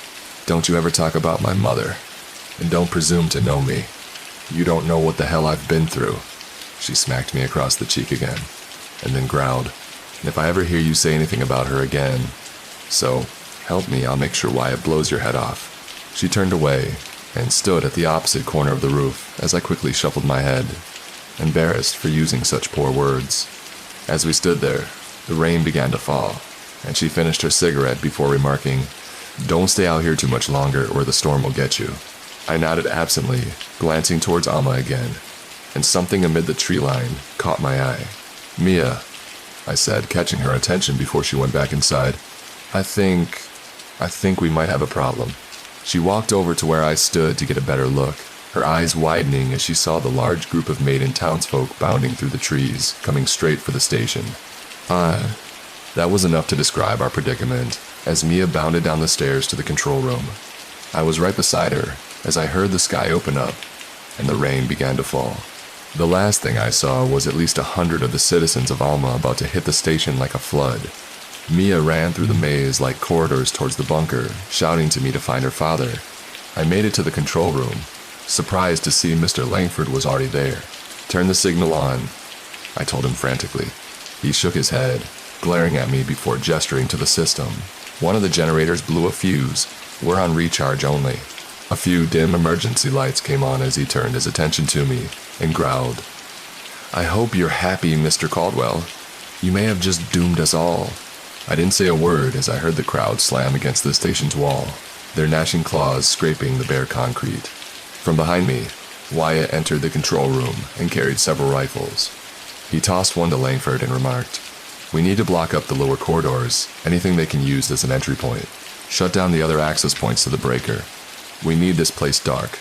They can't do much in the dark, and they'll give us the advantage, Langford remarked, and then gave me one of the guns. Don't think for a second this makes us even. We know a hand's on deck right now, he said as he grabbed his crutch. What should I do? I asked, still racked with fear over the incoming onslaught. Keep the radio on. Listen for our signal. Once the basement breaker is pulled, someone will need to go up to the equipment room and do that one as well, Langford instructed, following Wyatt out. I nervously stood there in the control room, listening as the townsfolk began to climb on top of one another to search for a window. Some of them even managed to reach an arm in through the beat-up windows. I aimed the gun and fired at the first. A shriek of anger reverberated throughout the group. I stood there for at least an hour, watching as the creatures struggled to find a way in. The emergency systems were still allowing me to watch the monitors and see everyone else hard at work. Wyatt and Mr. Langford were on the lower tunnels, using every sort of debris to block the paths that the creatures might find as they went. Mia went into the break room, setting up what appeared to be a trap of some kind. Riley was grabbing spare boards and reinforcing the windows to keep them from breaking in that way. I froze and scrambled to check the monitors one more time. Where was Riley? More importantly, where was Marcus? And then I caught sight of him running through the halls toward the garage. Were they making a run for it? I watched breathlessly as the duo arrived at the garage, and Riley went to the weather van, opening the back to haul out one of the crates. C4. I smiled, and realized that if anything might stop these beasts, it was that. I pressed on the intercom and shouted, Riley, come up to the control room. Bring the goods with you. Do you seem surprised to hear my voice over the loudspeaker? But they didn't question it. It was 3 minutes later that Wyatt and the older Langford managed to cut the power to the basement. The whole station went dark, and I listened as the storm rattled the building like a cage. A glimmer of light hit my face from above, and I saw Mia enter the control room carrying a couple of flashlights. "This will have to do the trick until Dad grabs the night gear," she said, tossing me one, and then looking up towards the windows where the creatures were almost to the roof. "This is my fault," I muttered, watching the beasts finally reach the roof, and listening as they searched for the stairwell. "We can distribute blame later," Mia said dryly. Another moment later, we heard the shattering of glass above. They were in the building. I holstered the rifle, listening to something close to the door, and aimed, my heart beating out of my chest, as it swung open to reveal Marcus and Riley coming in with the C4. "Jesus," I said, letting out a sigh as the two placed the crate down on top of some of the computer consoles. "Is that really a good idea to have that here?" Mia said, stepping away from the explosives. "Better than not being here," Marcus said, as he clenched his side. He still wasn't fully recovered. "They're moving across the computer room," Mia said.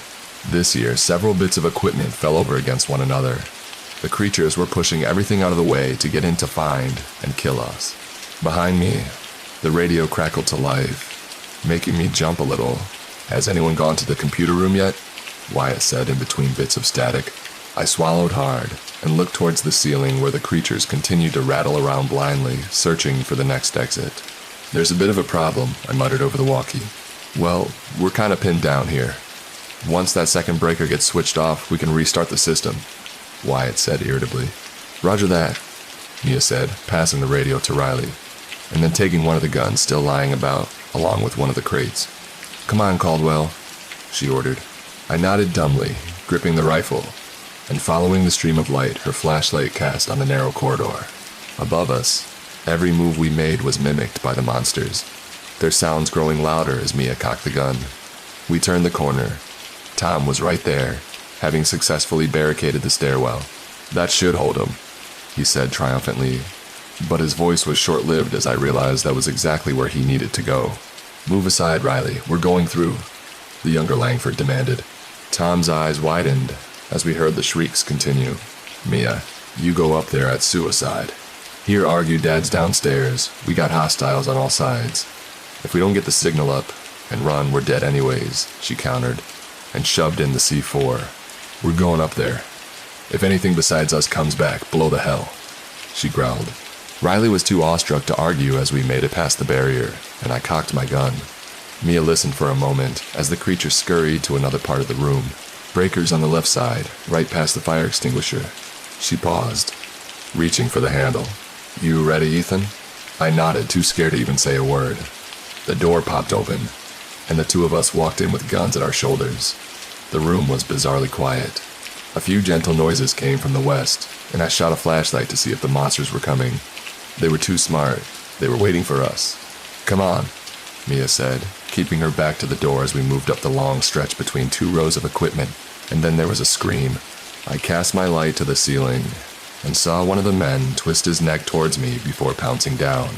Tyranny shot him when the kingdom came, but just as his body crumpled to the floor, 3 more men took his place. I pushed back the opposite direction as they crawled towards me, mouth agape, and an angry growl resounded throughout the room. Before I knew what was happening, I was firing, picking them off, one by one.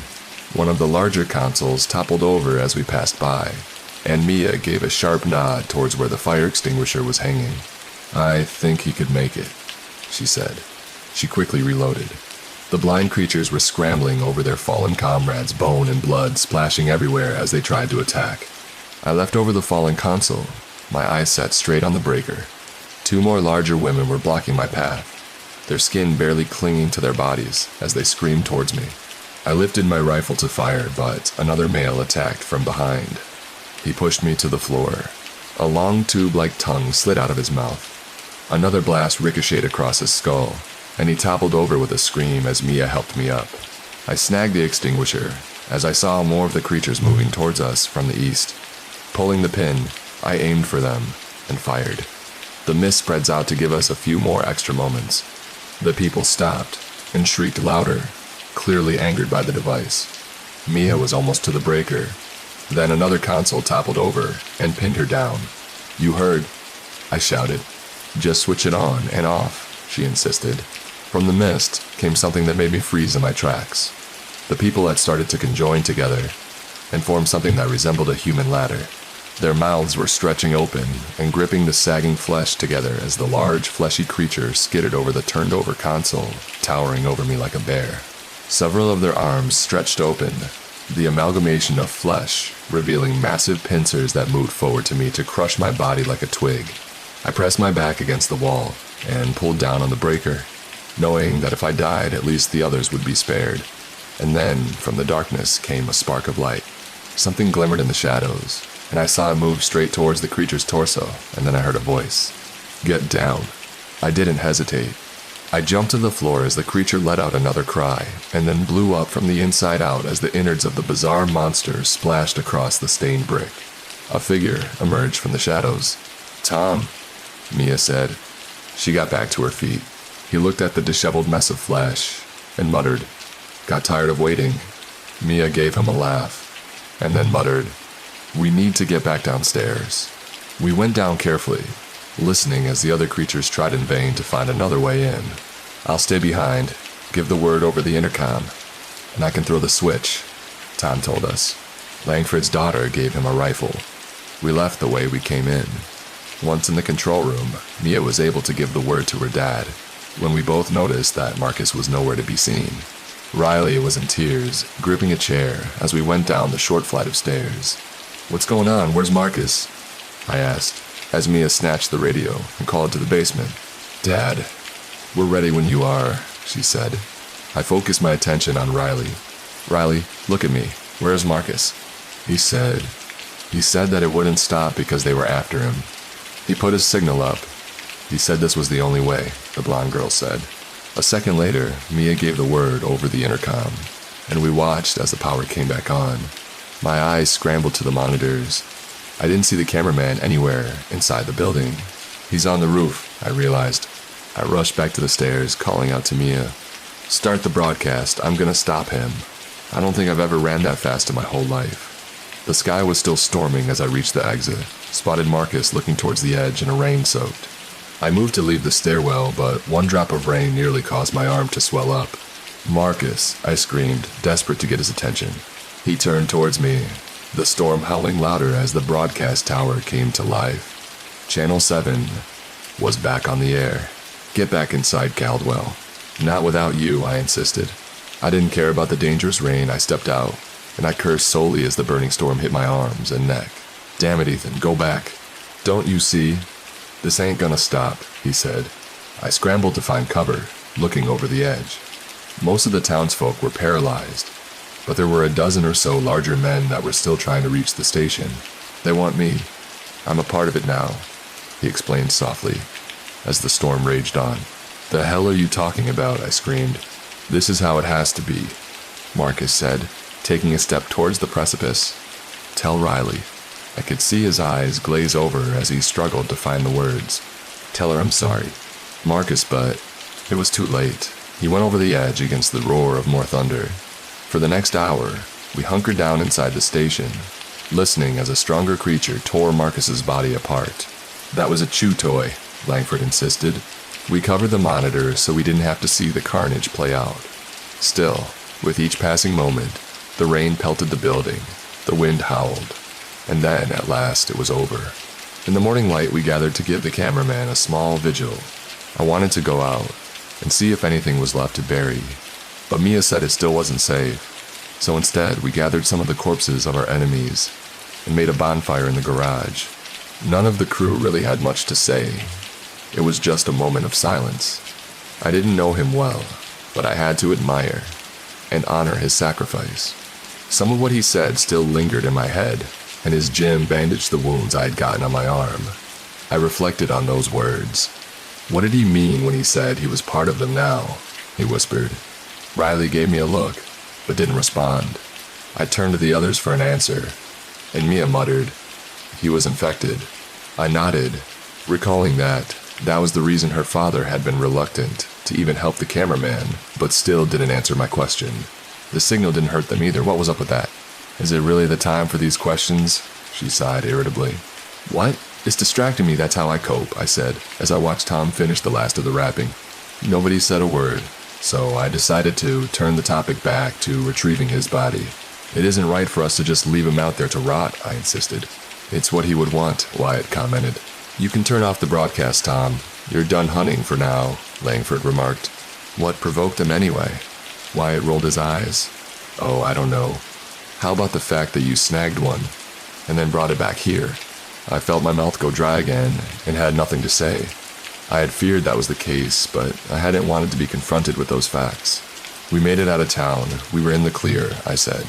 Told you they would track for miles, but this is more than that. Caldwell, you took what was theirs. They only acted on instinct to get it back, the older Langford remarked. Riley was doing her best not to cry, both of us feeling like fools for endangering everyone with our foolish behavior. What are these things anyway? I said. Hear any side in Little Marlborough. You think of them like a colony of ants. They're bees. They act as one, using frequencies that help them coordinate, strategize, and ultimately attack, he explained. Colony.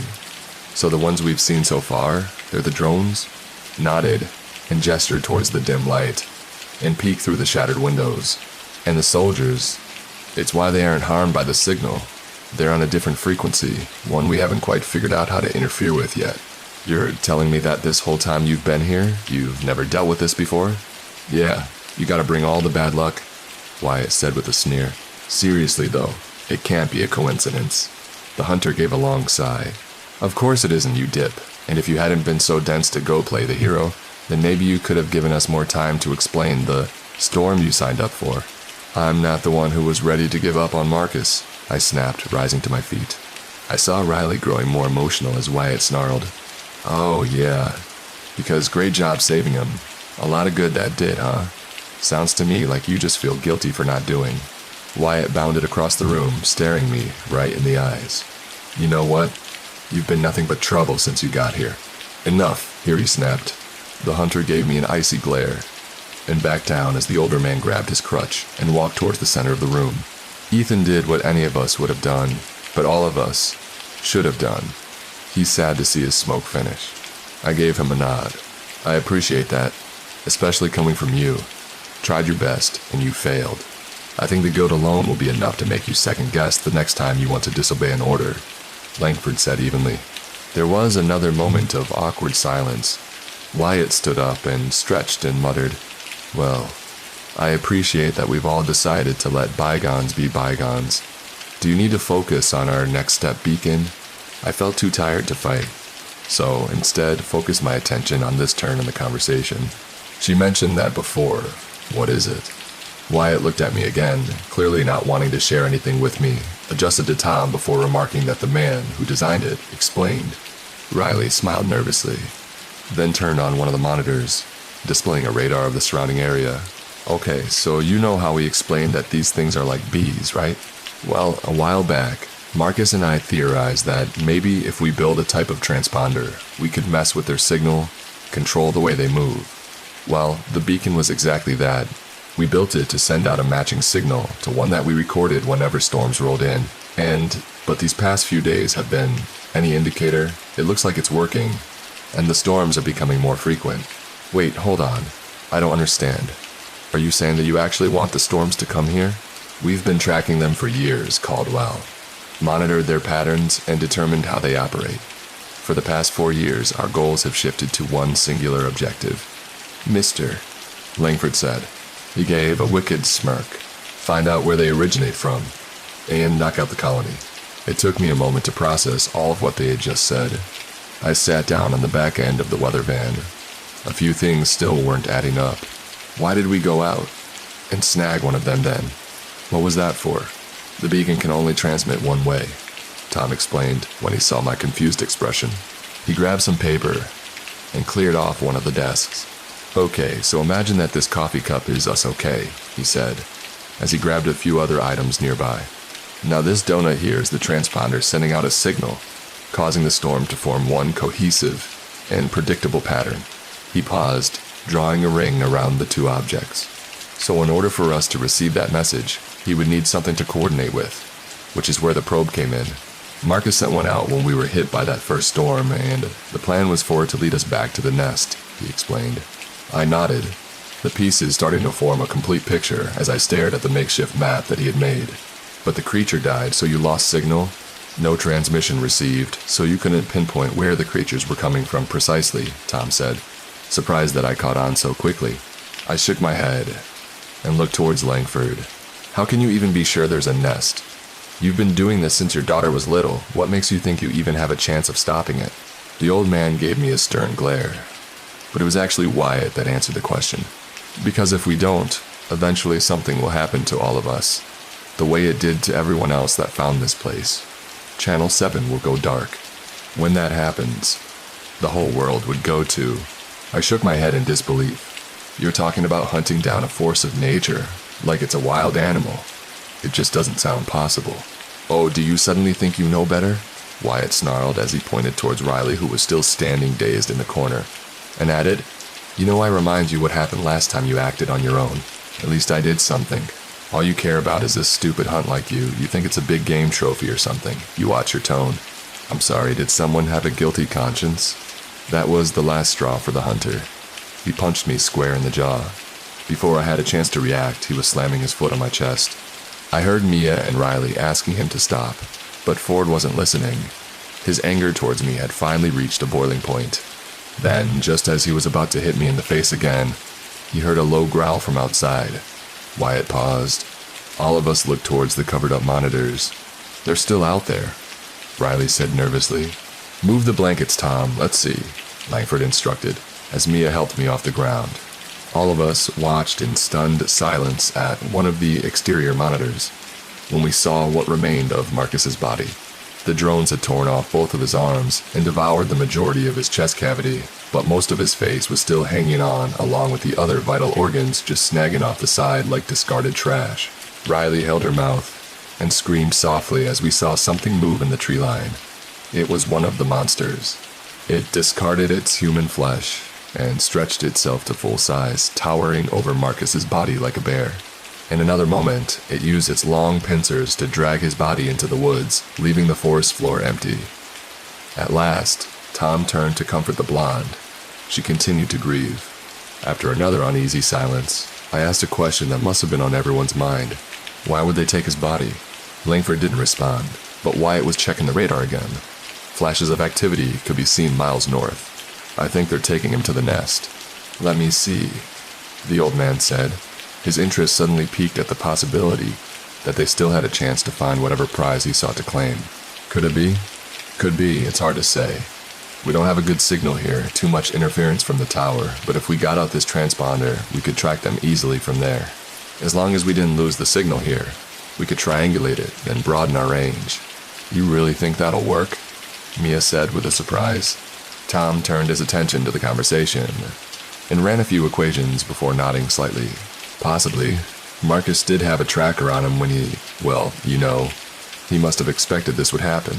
I looked towards Riley, still trying to come to terms with everything as Wyatt set up a plan. We can move all the equipment we need to the camper and use it to head for the beacon. Tom, you can coordinate from there. Hold on. You're seriously thinking about going out there again?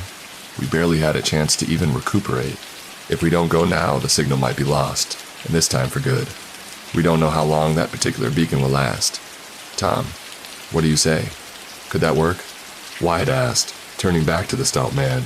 Theoretically, yes, he said, as the hunter clapped his hands excitedly. But I think I need to be the one out there.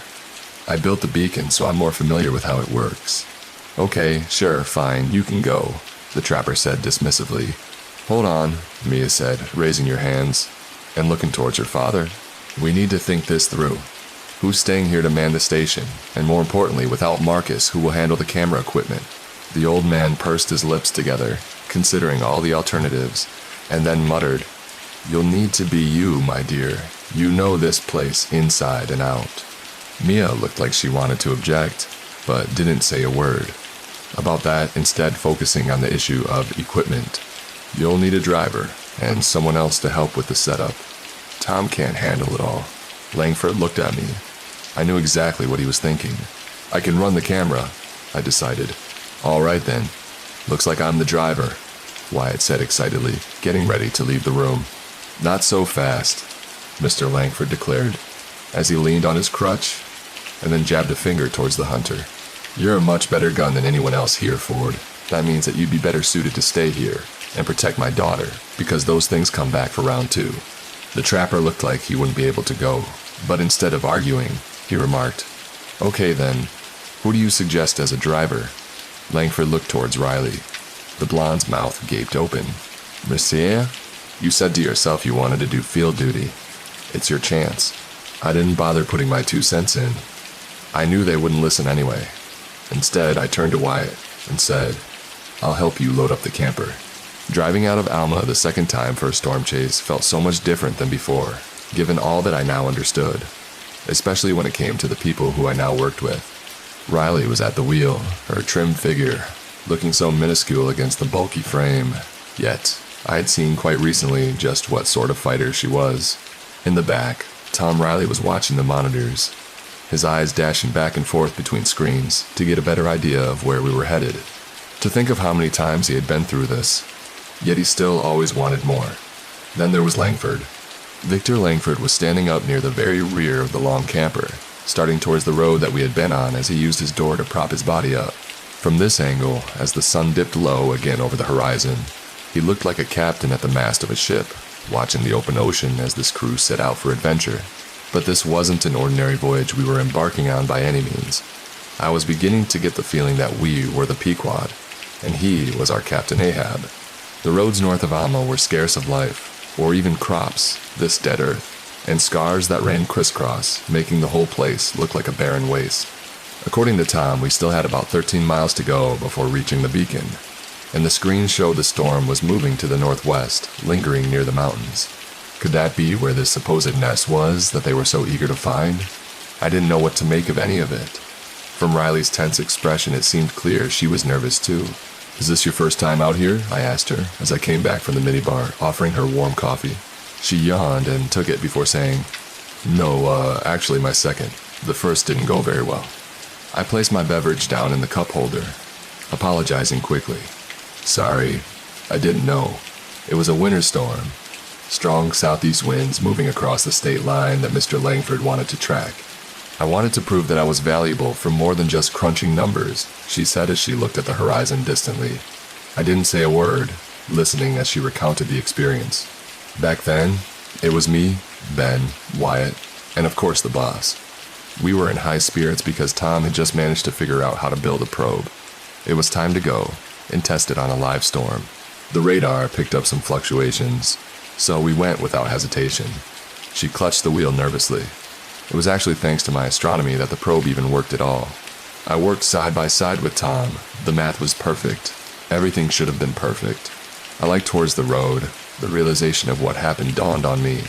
Bandit, didn't he? The storm is too strong.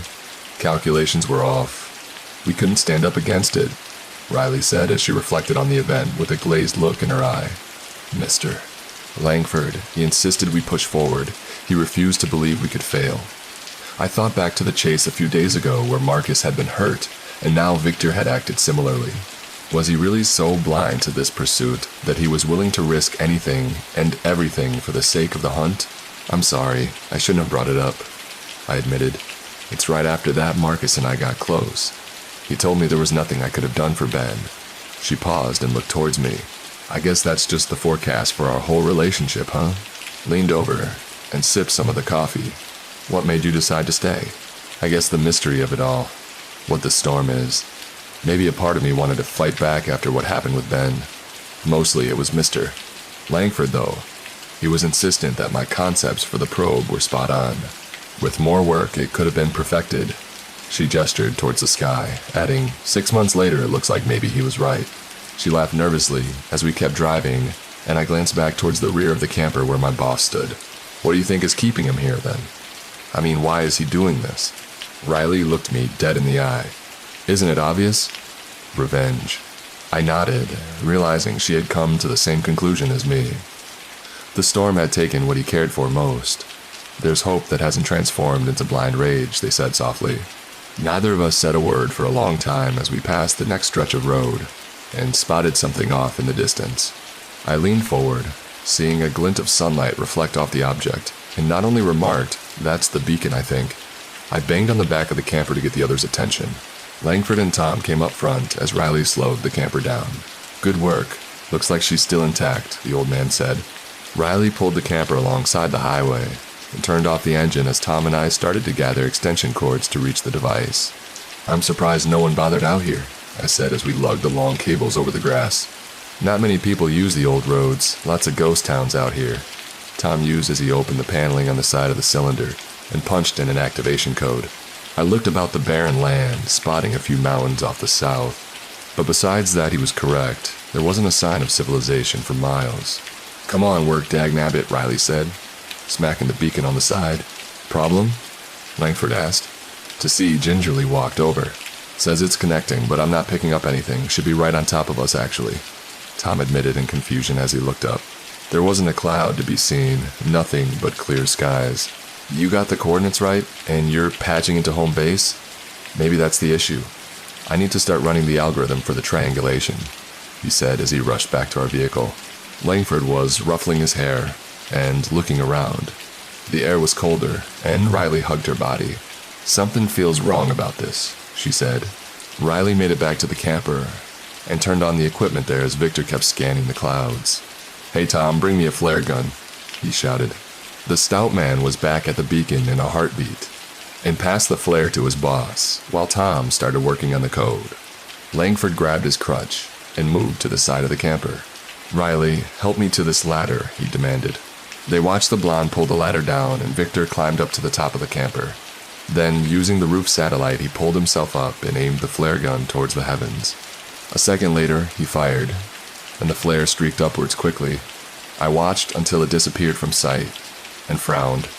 It exploded across the sky, revealing something hidden.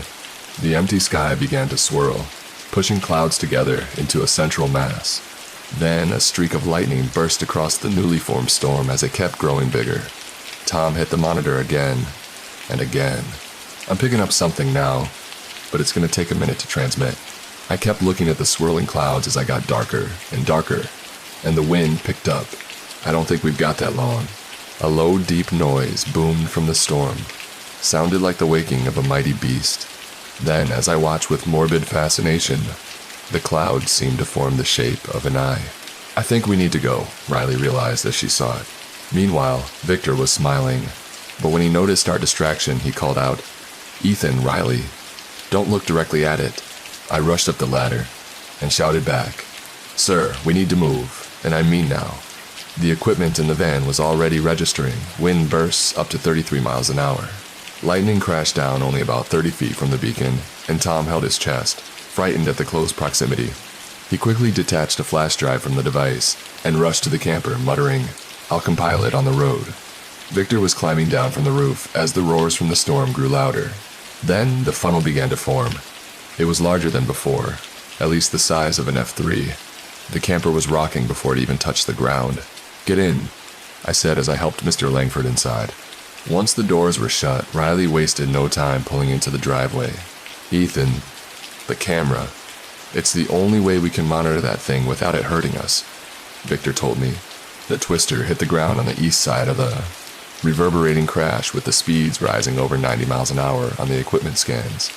It could easily become an F4, Tom muttered as I moved to the rear and got the camera ready. The back of the camper also doubled as the equipment carrier for the heavy camera, so setting it up wasn't difficult even as Riley picked up speed. I turned the lens towards where we had come from and watched as the massive tornado devastated the flatlands. Things are moving pretty fast, I said, watching it rip past us on the horizon. Our equipment now rose to 150 wind speed. From this distance, the storm pushed its way past us, striking against a body of water right off of you, and I checked the maps. We need to turn around. Are you crazy? It's intercepting us, he said as the funnel was moving towards a bridge that we would have to cross. We're not going to make it, Riley agreed. Riley pushed the camper to its limits. It wasn't enough. Almost 2,000 yards away, the mighty twister smashed the bridge apart like it was nothing. Concrete and slabs of pavement flew up into the rest of the cyclone.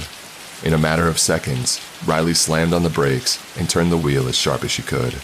Our tires skidded and avoided some of the debris as we moved towards the side of the river.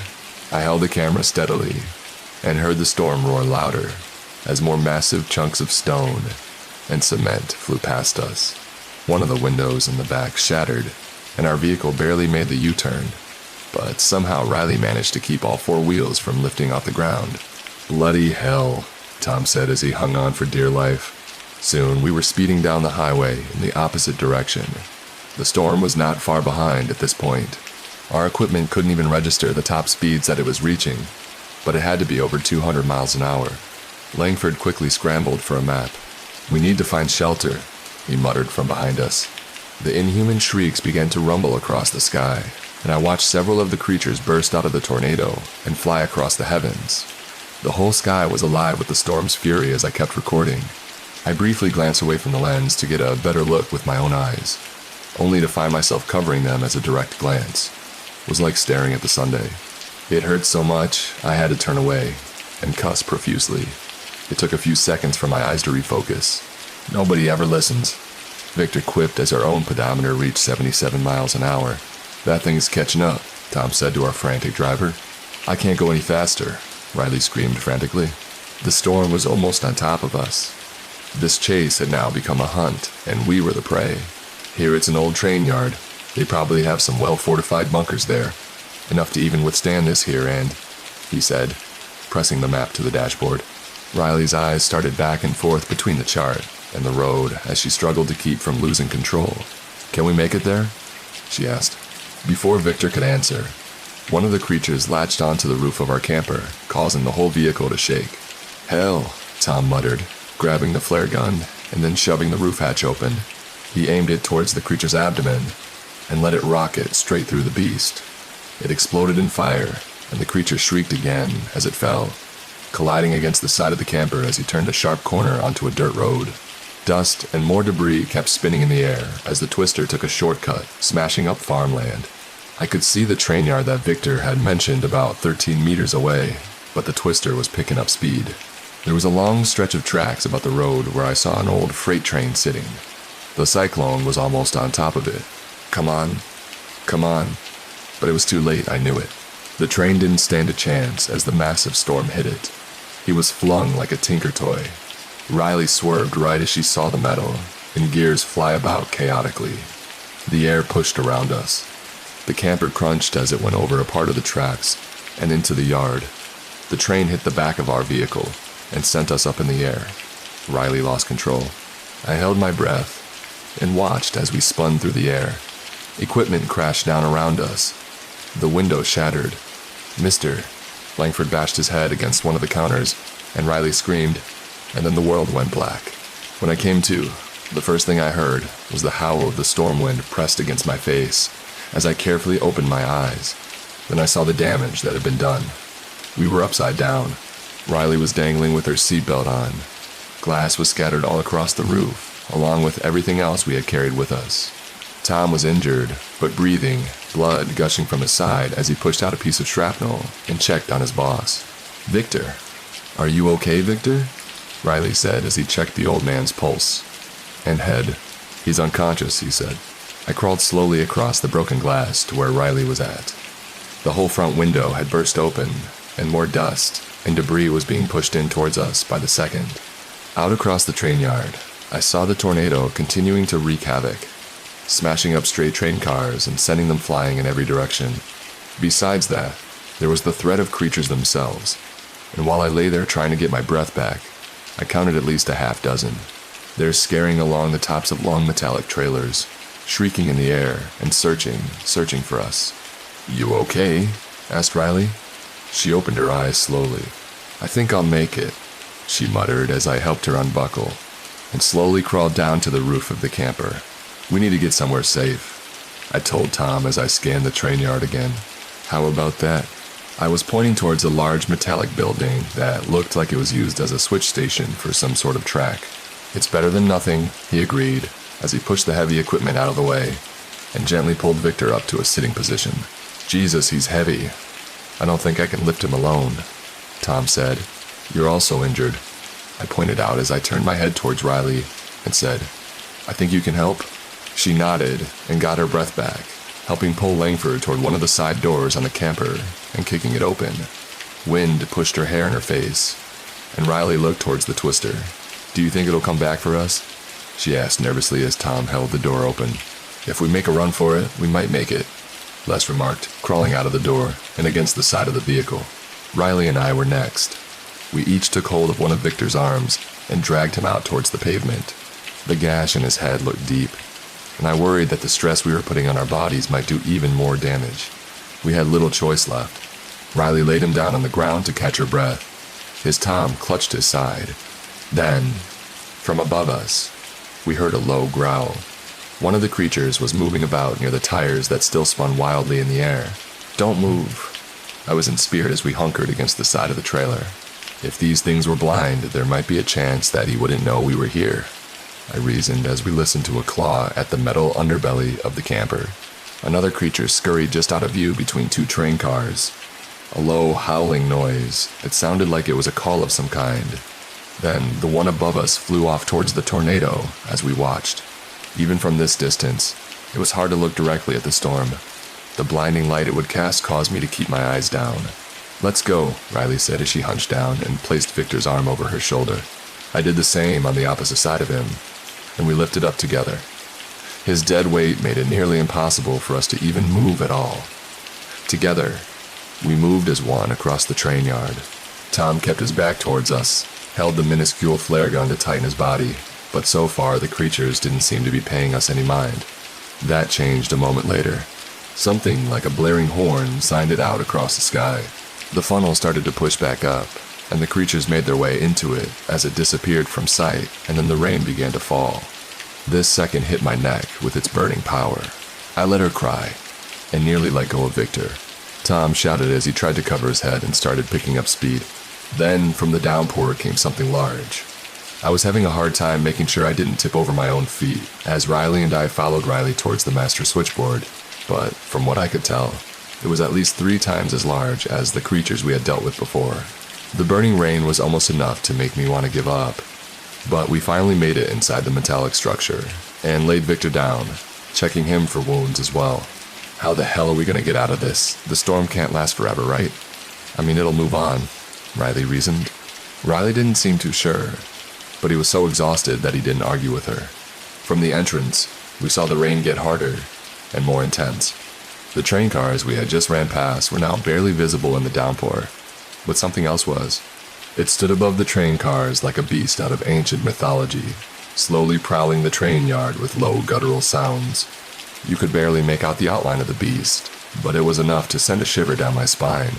Then it turned its enormous head towards us, 6 rows of eyes glowing in the rainstorm, and let out a deafening screech. Keep moving, Tom told us, gesturing towards one of the old rail cars. I didn't have to be told twice. Riley was out of breath and hurting, but she pulled it together to get Mr. Langford inside the rail car. The creature was moving towards the wide mouth of the structure. I saw long tendrils gaping from its mouth just as Tom slammed the door shut. Is that going to keep it out? Loudly whimpered as we listened to it move about the station. I listened as it pushed aside train cars with its long legs like nothing. In the tiny slots that were cut in the train car, I could see its scaly back looming by. Was it hunting for us? The rail car jostled for a moment, then shook, and the 3 of us fell to the floor and hunkered down. He'd be on us at any second, and then after what seemed like an eternity, the creature let out another noise. It pushed its way out of the back. We waited another 3 minutes, and then finally relaxed. I moved to check Tom's wounds, frowning as I realized it was more severe than I realized. You lost a lot of blood, I muttered as I gave my coat to press against his side. I'll be fine, he said as he slipped his hand into his pocket and pulled out the flash drive. What matters is we keep this safe. The rain kept pelting against the roof as we stayed there, listening to the creatures searching the yard, and finally Riley muttered, How are we going to get out of here? Tom was in, and out of consciousness from the blood loss, but still trying his best to give us answers. He'd give me my laptop. We could patch this back to home base and send a message for help, he said, passing me the flash drive. I can't go out in the storm, I objected, and added, Let's wait and see if it passes, though. I looked down at his wound again, and wondered if the way he was bleeding, if he would even have that long. He needed medical attention as he slipped into unconsciousness again. I pushed the railcar door open and climbed out to the station floor. Where are you going? Riley asked nervously. To find a first aid kit. Keep this door closed until I get back. It was eerily quiet as I moved towards the side of the switch station. Nothing besides the sound of the rain and the occasional burst of thunder. What are the creatures doing? I wondered as I pushed to open the door to an old control room. A few months later, I found what I was looking for and smashed the glass to reach the kit. There's some gauze, some needles, some thread, a few other tools to help me sew up Tom. Then I froze. Somewhere behind me I heard the sound of footsteps in the stairwell. I kept the kit close to my body and barely craned my head out to take a look. One of the blind creatures was crawling up the railing, and just as it opened its mouth to smell again, I realized it detected my presence. I ran. I ran faster than I think I ever have. I pushed right past the creature, in those split seconds before I had a chance to react, and then leaped down to the station floor. It turned about, made a loud scream, and then jumped towards me. Riley. I was at least 19 yards from the rail car. The monster was moving faster than an Olympic athlete. I knew it would be on me in a matter of seconds. The door slid open, and Tom was standing there, holding the final flare. "Get down, boy," he shouted. I dodged out of the way as the creature came barreling. Tom took a step out to fire, but suddenly pain in the side made him over.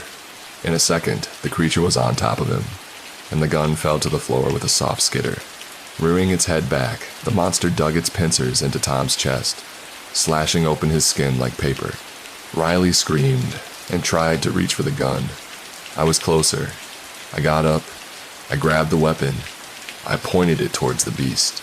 It fired and hit it in the lower torso, and for a brief moment it kept ripping in the gym before the flare finally went off, and it fell backwards with the explosion. I ran to Riley's side and looked at his new wounds. They were deep, far too great for me to treat with a mere needle and thread.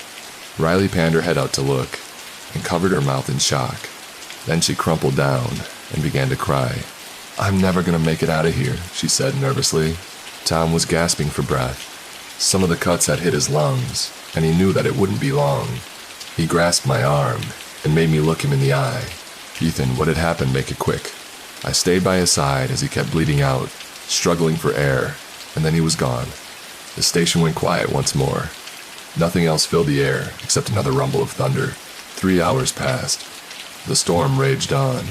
Riley and I moved Tom's body into the rail car, where we had decided to wait out the storm, but as we sat there, and I looked at the dead man, the unconscious one next to him, I was beginning to think that might not happen at all. Every hour or so, I checked Mr. Langford's pulse to make sure that he was all right. He seemed to have no major injuries, but after being unconscious for so long, there was no telling what the blow to his head had done. "I think we need a radio for help," Riley said after another roar of thunder crashed across the sky. "The only way we would be able to is to reach Tom's laptop, and that's in the trailer. Remember, those things are going to find us eventually. We have to do something," she insisted. I know, I said, and trembled as the cold air pushed in again. It was luck alone that we had kept alive, but revealing ourselves now guaranteed the creatures would react. There was only one chance to make it out. "Fine, let's do it," I decided as I moved towards Tom's body, despite the fact that I felt wrong violating a corpse. I knew for us to make it through the rain we would need cover. The burns we had experienced from the storm already were enough to cause mild scarring in my exposed hands. Any worse, and I wouldn't be fit to help anyone. I thought I carefully took Tom's coat off and used it to drape over my shoulders. Riley had a hard time not weeping again as we stared at the man that had tried so hard to save us. "Do you even think we stand a chance?" she said as I pushed the railcar door open. I didn't bother responding. It'd be pointless to give her false hope. Outside, a crash of thunder made me jump. I hunkered down near the wide door to stare towards the overturned camper. He's probably only 30 feet away. "I need you to act as a lookout," I told Riley. She nodded and placed her back against the massive metal doors. I kept Tom's ragged coat wrapped around my head. The wind seemed to pick up the second I stepped out in the torrential storm. It was so hard to even see the area around me, but I kept my eyes straight ahead even when I heard another of the beasts howl and emit the thunder. I didn't waver. I found the door we loosened earlier and shimmied inside of my belly. Once inside, I pulled my body up to a crouched position and looked about. Tom's laptop was turned over amidst the other debris. Just as I reached for it, I heard the hiss of a creature from above. I hunkered down again as it clawed at the tires above my head and slowly pulled the laptop over me. I stayed as perfectly still as I could as the creature searched for me, and as I laid there, I felt the temperature change. The rain began to lighten, and the sky cleared. As the storm passed, I didn't hear any noises from above, so I decided to take a chance and crawl back out. A gentle drip of gasoline glistened on the side of the camper. It got a little bit on me as I climbed out and looked up. That's when I realized the storm was waiting. A rush of air pushed its way back down to the train yard. I heard Riley yell in the distance as the funnel hit the ground, flinging debris towards me. I was struck with such force that it knocked me off my feet. I fell right down next to the puddle of gasoline that had formed next to the camper. A crazy idea formed in my head as the tornado moved straight towards me. Getting back to my feet, I moved to the rear of the camper where we packed our auxiliary gear and flung open the door. Another pile of trash collapsed to my feet. I pushed aside the papers and found Mr. Langford's personal backpack as the storm grew closer. I felt the camper beginning to move. Said a prayer. My one shot was about to slip away. At last, I found it. Victor's cigarette lighter. Quickly, I lit a flame and moved towards the trail of gasoline. I snatched the laptop up and hollered towards the twister. From within its mighty frame, a booming growl came back. The funnel turned towards me, pushed straight towards the camper. I didn't waste another second. I tossed the lighter towards the gas and watched as the flames spread towards the camper as I ran for cover near some of the scattered debris. The whole vehicle went up in flames. At the same time, the tornado smashed against the hood of the camper, and immediately the flames jumped onto the twister and I heard a howl of pain. It didn't take long before the entire funnel was sucking up the fire and spreading it into the core of the storm. Riley came running to my side as I stood mesmerized by the tornado. Then, at her urging, he pulled back to the makeshift bunker. A few moments later, the cyclone was completely gone. My crazy plan had somehow managed to hurt the damn thing. I let out a sigh of relief and checked Tom's laptop, even more excited to see that it had still withstood the whole ordeal. I started up the system as we returned to the railcar. Evening was starting to fall across the land as I finished uploading the flash drive to his program. "Son of a, this isn't gonna work," I said as I watched the upload slow down. "It's the metal roof that upsets the signal," Riley said, grabbing the laptop and gesturing for me to follow out into the open air. About 13 minutes later, I was patched through to the station. Riley let out a squeal of delight as I sent out our location to Wyatt and Mia. After that, I checked the radar and watched as the storm moved to the northeast. "It's moving towards the mountains," I realized as I watched its speed increase. "Where could it possibly be going?" "Do you think you actually heard it?" Riley whispered. I didn't know what to say to that. It seemed unreal to consider that we even stood a chance against something that powerful. Instead of focusing on that problem, I decided to address a different one. "You know a thing or two about astronomy, right?" Riley nodded, and I gestured to the night sky that was forming around us. "Maybe I'm seeing things, but does it seem like some of these constellations aren't right?" She squinted and looked up, and just as she was about to make a statement, we heard the most bizarre noise come from within our shelter. It was so inhuman that it caused both of us to jump. I turned about, and Riley said nervously, "Did one of those things stay behind?" "Stay behind me," I ordered, and we moved towards the entrance and found an old steel pipe. That was when I realized the noise was coming from the same rail car we had been hiding earlier.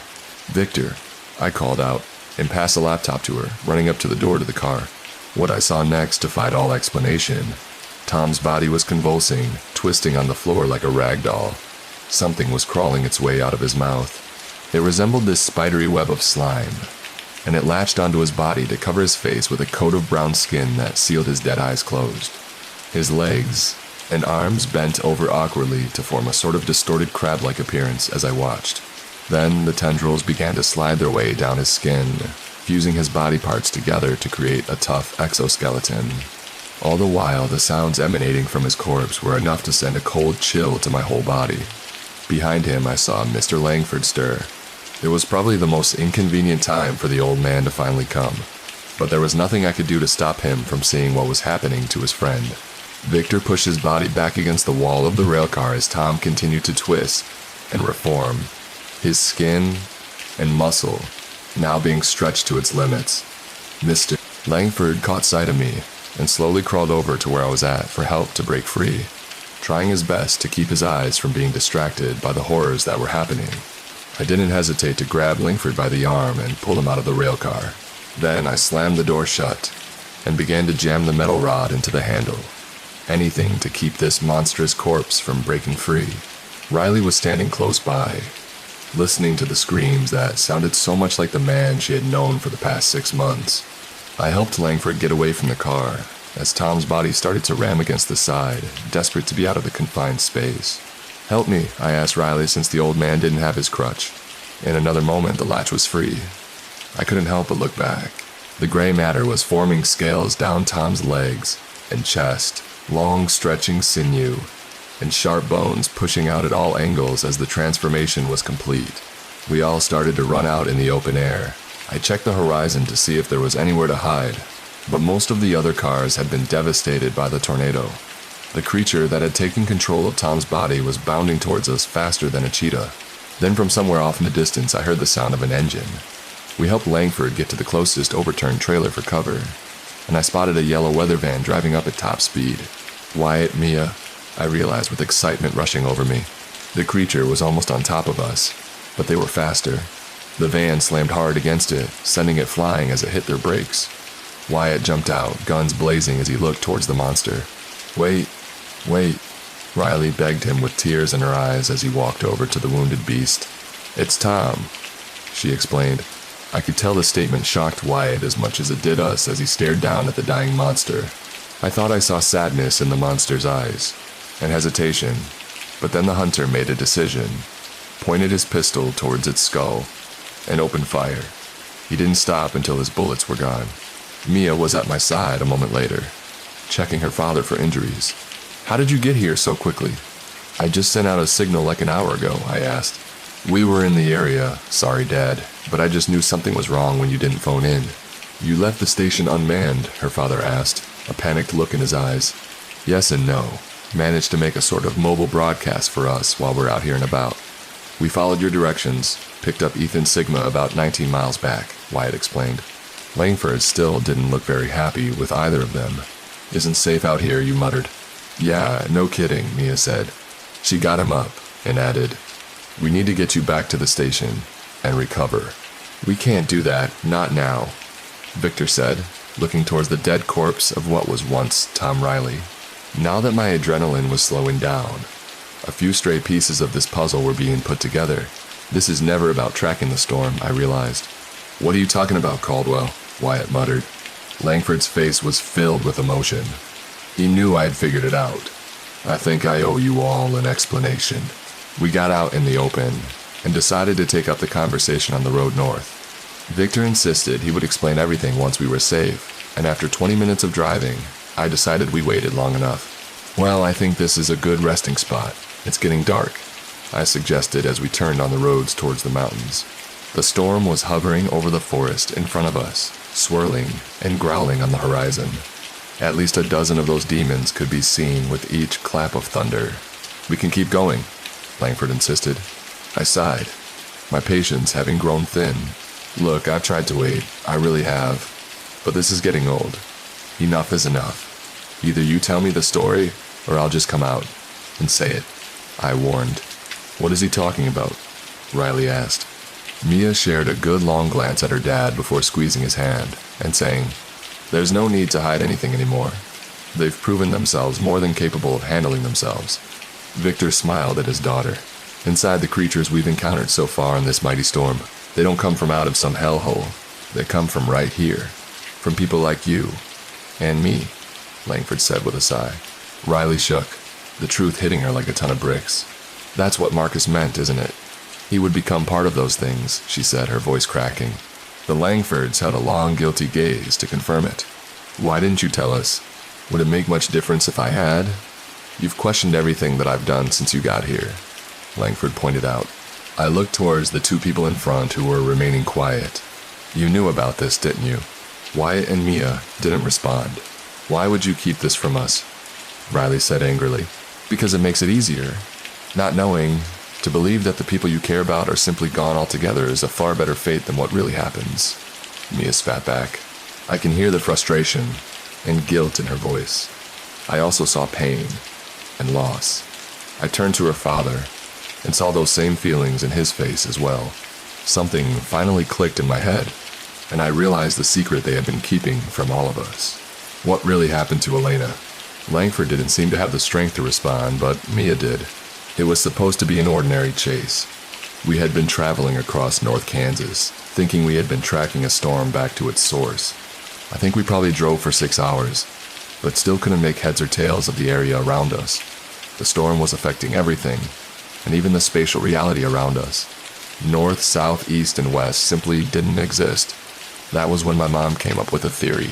It sounds cheesy, but she said that we weren't in Kansas anymore. Mia paused and looked towards the rolling landscape around us. We had gone inside the storm, treated us like we were insects trapped inside a spider's web, Victor spat. As if in response, we heard the storm rumble across the sky again. What happened next? Elena came up with a plan to push our way out. It was risky, but we didn't know what else to do. We set up charges near to, we believed, with the edge of the storm. We thought if we just heard it would let us leave, but instead the storm pushed back. Hundreds of drones swarmed from the sky, ready to tear a limb from limb. But even when the situation seemed impossible, my mom didn't give up, Mia added. She sacrificed herself, found a way to push one last time. We knew that it only worked one time. We watched as she was taken right in front of our eyes and couldn't do a thing about it. The storm fell away, but the aftermath lasted a lifetime. My wife was taken from me, changed into one of those beasts against her will, Victor admitted. Wyatt had slowed down the van. We were almost at the mountains. I crossed my arms, contemplating everything that the Langfords had just told us. There was a lot to take in. That's why you've been trying to find this particular storm, isn't it? You think your wife's inside? Victor nodded, too exhausted to hide anything else. How can you be sure that she's still alive? I asked. Mia bit her bottom lip. Every storm has particular patterns. We followed the patterns, but her voice showed a hint of doubt, and that told me all I needed to know. So, you don't really know, and you dragged us here to do what? To save her? To put her out of her misery, Victor declared solemnly. Even those words seemed to take his daughter by surprise. Years ago, I might have thought differently, like it works a miracle to change what happened. The facts are clearer than ever now. My wife died that day, and the storm took away whatever was left. Since then, all that she has been is a puppet on a string. Her and every other person that this damn thing took from us, Victor said as he took his daughter and tried to comfort her. But Mia pulled away. Her face told me everything I needed to know. You said you would never give up on her, she said angrily. I haven't, but this is the only way for her to finally be free, Langford declared. Mia shook her head as Wyatt stopped the car. She jumped out, her eyes filled with tears. Riley wrapped her arms around herself and shivered again. Even despite all of these revelations, I still had my doubts about Victor's plan. We don't stand a chance of destroying this thing. The odds are stacked against us. This is like going up against a god. You saw what happened to the camper, Tom. We nearly all suffered the same fate. Victor shook his head. You hurt the monster already, Ethan. When I heard what you did to that thing, you restored faith in this plan. I know now we can make it. We can blow the nest back to whatever hell it came from, he decided firmly. I couldn't help but to show the same disgust as Mia, but my reasons were because I had common sense. Even Riley was getting upset. You still haven't changed since the day we met. You're so blinded by revenge that you don't care about anyone else. Oh, you put on a good show, but you don't care about what happened to Tom. Would Marcus order Ben or any of the other people that have blindly followed you? She screamed. That isn't true, Langford said in defense. It was only half-hearted. Her words had cut him to the core. It was too late. I saw him, for the broken man that he was. He would pursue this course to the grave to get his revenge. I need a smoke, I said, stepping onto the open air. It was almost midnight, the only light in the sky coming from the terribly dangerous clouds. Mia was standing out in the nearby field, staring up at the stars. In the distance, we heard the storm, continuing to rumble. She wiped away tears as I joined her. Some team we are, huh?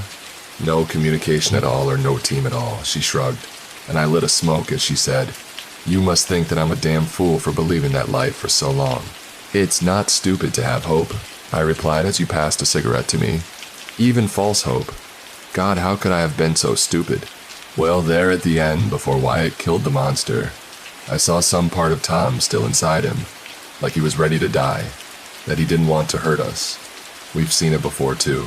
I know these things can still have some bits of humanity in there, she insisted. I looked back towards the camper. Either way, your dad isn't going to stop until we find the nest. What are we going to do once we get there? We have to do everything in our power to save those people trapped inside. Maybe that really does mean destroying it though, she said with a sigh. I frowned. A crazy idea running through my mind. Maybe we can do both. Mia tosses the cigarette away. What do you mean? She asked. Well, the nest is like a control tower, right? That's where the primary signal that controls them comes from, so we just have to intercept that broadcast and replace it with our own. Her eyes sparkled with that same spirit I had seen when we first met. She was ready to give it a try. We can tell Dad, she declared. Just as I was about to return to the van, you think he'll try to stop us? He's had one mission since the day that we lost Mom. Nothing we say will change that, Ethan. We have to keep him thinking we're all in agreement. She looked frustrated that she would have to tell such a lie, but I knew she was right. No will hype me, but if it works, and we could save at least some of those poor people, then it has to count for something, doesn't it? Mia asked desperately. I told her it did as we moved back to the weather van. We both saw someone standing there near the driver's side door. Wyatt. You were listening? I asked. It's my job to watch out for y'all, Ford said with a shrug as he stretched his legs. Go tell the old man we'll get back on the road in a tick. I gotta go piss, he added, walking away from the van. Mia got into the back of the vehicle as I followed. Wyatt coming to watch Caldwell? He teased. Look, I know we've butted heads before, but if her plan is gonna work, we have to work together, I told him evenly. Pretty crazy idea you had there, not to interrupt the nest signal, he muttered as a gust of wind blew through the nearby tree line. Do you really think it'll work? Such a mask as he zipped up his pants. I don't know. Honestly, I'm not sure about any of this anymore. I admit it. Not a good idea to get our hopes up like that if you're 100 sure you know. Just make things worse in the long run, Wyatt advised. I haven't heard you offer any words of wisdom. My role here is simple. Keep them safe. I'll do whatever I have to do in order to do that. He paused as he looked at me dead in the eyes and growled. And that includes keeping him safe from themselves. I didn't have to ask what the hunter meant. Who's prepared to stop the Langfords if necessary if their agendas got in the way of their own survival? I couldn't argue with that. I knew it would need to be done if it got that far. Just promise me you'll give us a chance, I insisted. Ford nodded and shrugged. Can't talk any of you out of anything anyway, right? He muttered. He got in the back of the driver's seat. Riley was reviewing the radar, trying to get an idea of how close we were. I think once we get into those woods, we'll be inside the storm, the blonde said, checking your charts again. The forest wasn't registering on the radar at all, just a black hole that sucked in everything around it. This storm was likely holding everything within it as a prisoner, and given what Elena had to go through to break free, I was starting to get nervous about going in. Wyatt turned the keys on, and we drove towards it. Mia gave me a weak smile. Victor was focusing on the changing landscape. It was hard to really explain what happened when we entered the storm. One minute we were just staring at the starry sky, and then we were engulfed in total blackness. The forest felt dead. It was still, and not a sound came from anything except our own engine. Everything felt backwards. The air was heavy. My body felt tense, like it was hard to breathe. Our instruments weren't working at all. This is creepier than I expected, Wyatt admitted. We only got about a couple of miles in when the van died. What's wrong? Victor asked. Not sure. Something just killed all the power, he responded. Langford looked outside the van towards the quiet clearing that we're in. We're nearly there. The nest is close, I'm sure of it. We sat there in the dense forest for another moment, trying to get the nerve to step out. Ford was finally the one to decide to make a move, and grabbed a few weapons before opening his door. Drones were probably off protecting their hive, he reasoned as he peered out towards the unknown. So deadly quiet, he gave me the chills. Then we heard something shuffling in the brush. Wyatt aimed his guns to fire, but only a small squirrel ran across his feet. He laughed nervously. Told you nothing to worry about, he said with a wink, and then something much larger held from the forest. Riley gasped in terror as it reared up behind the hunter. It grabbed the hold of Wyatt's upper body and pulled him into the woods. As soon as the creature disappeared from the tree line with Wyatt, the forest was silent again. Mia jumped out of her van, her eyes frantically scanning for any signs of life that she called out his name. We need to move on foot, and do it fast. They've probably taken him to the nest, their father insisted. I helped him out with gathering our gear in one place, making certain I had everything to enact as planned along with that of his daughters. Wyatt's sudden disappearance was enough to keep him distracted. He didn't really pay the extra bits of gear any attention. What the hell is happening? What do they want from us? Riley screamed anxiously. That was a question that I knew we didn't have time to ask. So once we finished loading up our 2 backpacks, I helped Victor with his crutch and remarked, I know you want to do this yourself, and you've proven that you don't let your disability stop you. But this is going to be different. You're going to be up against monsters larger than life.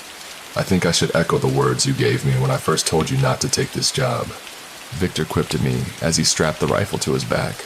We moved to the spot where Wyatt was taken, and Mia examined the ground, noting the displacement of brush and leaves, and using that to gauge which direction he was dragged in. They haven't killed him. Why haven't they killed him? She muttered as she saw little scratch marks on trees where Wyatt had tried to hold on for dear life. Despite the fact that I had never particularly liked the Hana, I felt sorry for him. That was fate worse than death. From what Victor and his daughter had described on the drive up, Mia took the lead, following the small trail up to the mountains. The forest was dense here, and all of us did our best to stay close to one another. Even then, I felt disoriented and lost. There weren't any stars in the sky, just the continuous swirling mass of the storm. As we got closer, the displacement of the trail became more apparent, as though Wyatt was fighting again and the creature was having a hard time. Unfortunately, these scuffles cause marks on the surrounding folia, are making it difficult to determine which way to go. We paused at one of these when Riley checked the atmospheric pressure, using the small portable laptop that she had opted to bring. The readings were off the charts. In the valley to the north, it might be what we're looking for. We climbed to the next ridge to look down towards it. My mouth was gaped at the sight. From the heavens to the forest canopy, it was a massive funnel that seemed to span the size of 4 football fields. It had to be the largest tornado I'd ever seen.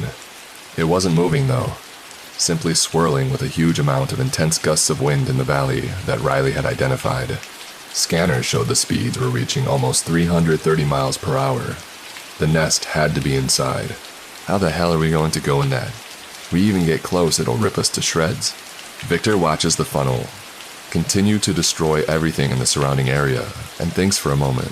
At those speeds, even these demons couldn't possibly get close to returning to the nest. That must mean they have another entry point, perhaps an underground tunnel of some sort, he suggested as we climbed down towards the next ridge. Even at this distance, we could hear the howling of the winds. Riley's eyes widened at his suggestion, and she said, "That's it." Yeah, I remember when I checked on the radar before the storm was here. I noticed there was an abandoned mine, not too far. A network of caverns could do nicely for a colony of overgrown ants. Victor agreed. Hold on. I brought a few maps from the van. I tossed down my pack carelessly, and one of the transponders I brought rolled out into the 4th floor. Mia froze as her father looked at it. "What's this?" Mr. Langford asked, picking it up, and then looking towards me for an explanation. His daughter opened her mouth to explain, but I had already conceived of a convincing lie. When we get inside the nest, we're going to need a distraction if we want to destroy it. Creating a confined broadcast using the equipment from the station will be perfect. The drones won't know what hit them. We could blow the place sky high.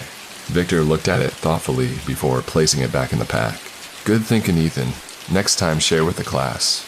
We could have brought the rest, he said as I took out the map, nervously glancing at Mia. She remained quiet as I spread out the chart to show the others. Do you remember what parts of the radar matched up with our road trip from Alma? Riley studied the charts as Mia focused on finding the trail again. Then we moved south. The trees themselves shook violently with each step. It was like walking through a wind tunnel, even from the distance that we were at. These might be the mines, Riley suggested, passing the map back to me and pointing towards one of the landmarks. But I'm afraid in here I can't make heads or tails or anything. It's like a whole other world, she admitted, shivering as the cold finally hit. I paused, remembering how the cold always seemed to imply that we were close to the storm, and looked towards several slopes that ran along a river. They were attracted to the cold. On a hunch, I followed the stream south, marking a few trees as I went, and that was when I saw the mine, and even more exciting, I saw a few of the drones flying inside. Looks like we found one of the entry points, Victor said, patting my back enthusiastically. How will we get inside? Mia asked.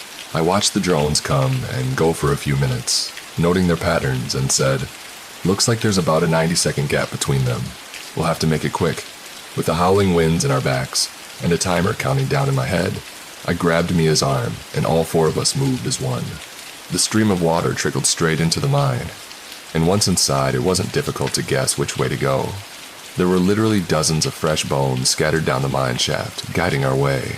Most of them were animals. As we followed the dense, dark corridor, I gathered that the creatures had also used this place to dispose of other remains as well. This is like their sewage system, Riley realized as we came to a wide open area that had stairs leading up. Most of it was covered in green sticky goo, dead skin, but we didn't have time to be concerned about the aesthetics when Wyatt's life hung in the balance. The climb led us up, and out to another mine shaft, where we saw hundreds of drones lining up to make their way towards a shining bright light. They seemed to pay no heed as we slowly moved on to the side of the corridor, towards the illumination. The nest, Mia guessed. Victor looked down the long-running tunnel, frowning as he realized something. I think it may already be here, he said as he gestured towards the rows and rows of cocoons. It looked like some sort of twisted nursery, with dozens of fresh corpses being forced into the webbing by larger drones. They're drawn to the cold. It makes sense that an underground network like this could be ideal for them. A storm protects them from above. Without the right know-how, anyone who came close would be obliterated or worse, Mia said as she covered her mouth and pointed toward a cocoon about 7 rows down. It's Wyatt. He's still alive, she said excitedly. Ethan, give me the charges. Riley, I'll get to work setting them up along these passages. I think as long as we make no sudden moves, the colony won't view us as a threat here, Victor said, gesturing towards the drones that were blindly following the light. I looked towards Mia for confirmation.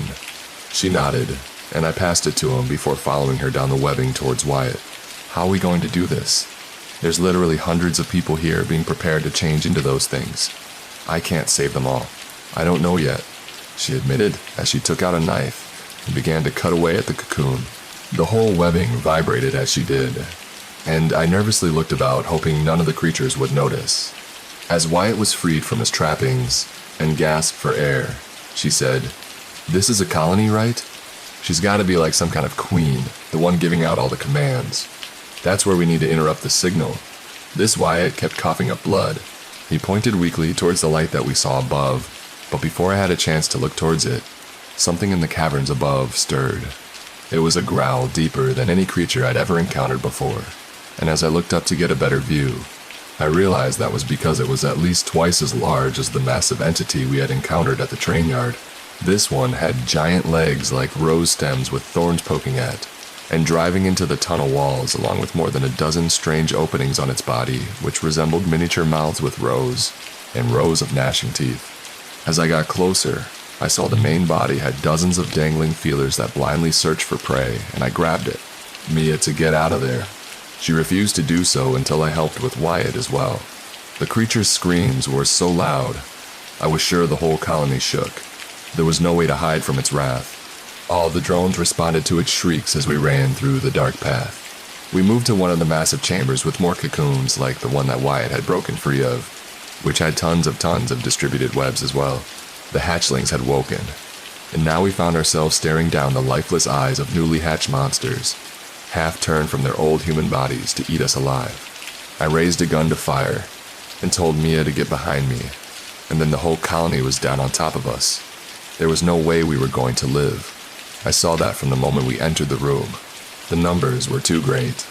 I figured, though, that if I was gonna die, the least I could do was see that Mia and Wyatt made it out alive.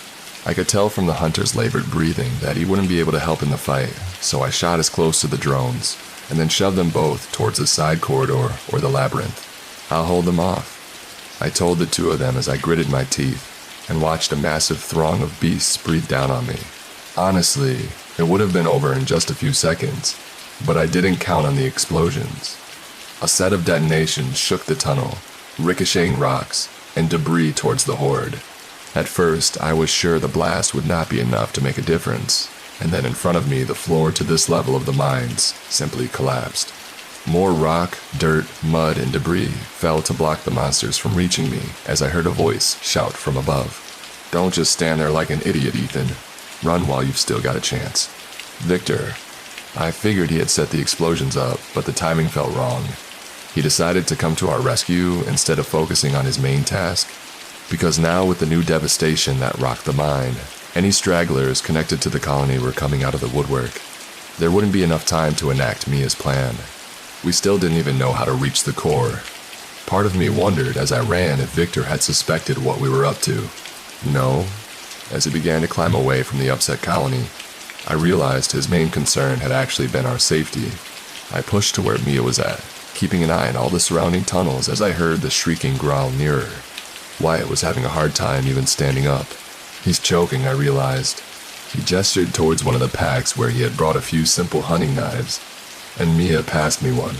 We both watched as he stabbed himself near his rib cage, and a burst of black slime spewed out into the floor of the tunnel. At the same time, his breathing returned, and Wyatt said, "Spiders, goddamn, why did it have to be spiders?"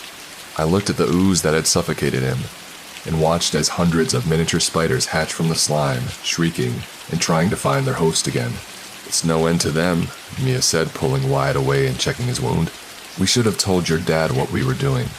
At this rate, the way that he's gonna get buried alive," I told her. The hunter ripped off part of his shirt to patch up the wound, wincing as he stopped the bleeding and limping down the tunnel. "It's a temporary fix. The big one above is like some sort of surrogate womb for the queen. He was holding the eggs, but I gathered that it wouldn't be the source. You have to get to the core if we want to do any real damage," the hunter explained as we made our way back to the main corridor. I spotted Riley and Victor setting up more charges above us and called out to them. The monsters were working as fast as possible to bridge the gap, using their own bodies as stepping stones. It reminded me of the way their flesh and bone had mixed together during their attacks on the station. "Dad," Mia said, covering her mouth in shock as the creatures moved closer. "We need to send out the signal now." "No. We'll ruin any chance we have of finding my mom," Mia stuttered. I shook my head and pointed above. "If we do nothing, your dad is gonna die." She bit her lip and nodded, tossing the backpack down. She took out the supplies necessary for creating a small receiver, and Wyatt and I watched the perimeter. A few of the stronger soldiers were searching for us. I passed Wyatt his gun back and muttered, "Are you sure you can handle this?" He sneered. "Don't be going soft on me, Caldwell. It's not your style." Then he cocked his gun and pointed it towards the wide-mouthed opening. "Let's give him hell." We rained down what ammunition we had on the first wave, sending the beasts flailing backwards as Mia worked as quickly as she could. "If you could speed this up, I think we would appreciate it," I said, kicking away at another drone. They were going to overpower us in a matter of seconds. A sharp burst of noise echoed in response. She had done it. The monsters collapsed in fury as Mia stood up and said, "This isn't nearly enough to bring the whole thing to its knees, but it should buy us some time. Come on." Wyatt kicked away another drone that was riding as we ran up the next mine shaft to the upper levels. The light that we had seen was growing brighter and brighter, but Victor and Riley were nowhere to be seen. What if we were too late? Ahead of me, Mia's eyes caught sight of something, and she froze, causing me and Wyatt to nearly run into her. I was about to berate her for being clumsy when I saw it for myself. "What in the hell is that?" Wyatt said as we stepped into some sort of antechamber. The entire structure of the room didn't resemble any of the rest of the mine, because instead of the usual rocks and gravel that held up the tunnel, we saw nothing but rows and rows of thick vines and webbing. It looked like skin. The walls themselves were moving and throbbing the way a heart would when pumping blood, and with each resonance that passed through the veins, long streaks of light flowed in and out. These same streams of light were moving towards a central part of the wall, a canvas of urchin-like nodes that all interconnected and vibrated together. This was the core of that, I knew there was no doubt. And then from the urchins of sinew and flesh we saw something that began to form. Each one of the nodes had the structure of a face, but without eyes or nose. One by one they transformed, their neutral gray faces forming a massive wall of conjoined mimics. Then there was a newly formed mouthpiece, Their voices echoed through the chamber, shaking us all to the bone. We are storming. We're listening to the sound of corpses, making a chorus of unholy noise. Mia stood closer. Somehow, she was able to shake the bizarreness of this encounter and asked a question. What is this place? Betweenness. Between life and death? Wyatt asked as he stood alongside Mia. Everything. Nothing. Chaos. Order. How is it even communicating with us? Mia asked. Same way as the drones. They remember what it was like to be human. They mimic. It's all an imitation. Why? Why is this happening? What do you want? They shifted their sliding flesh, twisting and reforming to grow a larger amalgamation of their neutral faces. Grow, spread, renew, become everything. They learn, they remember.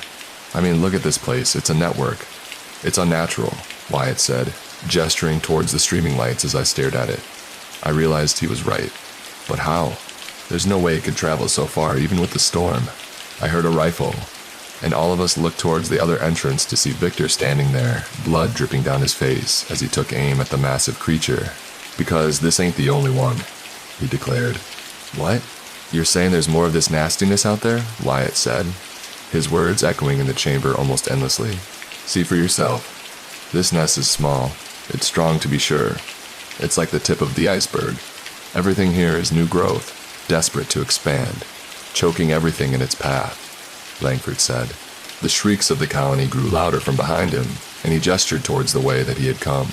We were fools to ever come here. You need to leave before it's too late. Mia started to object, and show him the receiver that she had built, but I saw the seriousness in Victor's face. You knew we'd try to set up a broadcast, and I knew you'd fail. You've had your fun. It's time to kill these sons of... Mia stared at the skin map, her eyes filled with wonder and excitement. Dad, don't you see? This confirms everything. The storm keeps them alive, Mom. She's still out there. Wake up, girl. It's over for her. How can you say that? I can't let you throw your life away the way I have Mia. That was when I saw something dangling from his belt. It's shone in the unnatural light of the room, and I immediately realized what it was. He's got a bomb. Riley backed away nervously when he realized it was about the rest of the C4. Enough probably to devastate this entire colony. Dad, don't do this. Has this always been a suicide mission for you? Wyatt asked, irritated. Victor's determined eyes stayed on his daughter. Once this place is gone, we can be free. The storm will be gone. But you just told yourself there's others out there. This accomplishes nothing. Monsters were pushing their way into the room. Only the broadcast was slowing them down. From the eastern wall, the faces formed a larger, cohesive frame. A body. It stepped out from the wall, still fresh and new, tied to the surface of the core with vines that I guess acted as an umbilical cord. And then the body opened its new eyes and stared towards all of us with mild fascination. Victor's face alone told me it was someone he recognized. His wife, Elena. It is you, he said softly as he stared at the creature in amazement. She's alive? Wyatt asked. He didn't want to believe it. Neither did I. I am. I was. I am again. This isn't your wife. I am what comes next. But for all, she gestured towards the bomb that Victor held, ready to destroy everyone and everything. Did you not realize that this was inevitable? Nature would always take its course, she asked in the most soothing and sickly voice. I looked towards Victor, the screeching corpses that were desperately trying to overcome the signal, and then I understood. This was a trap. This is a trap all along.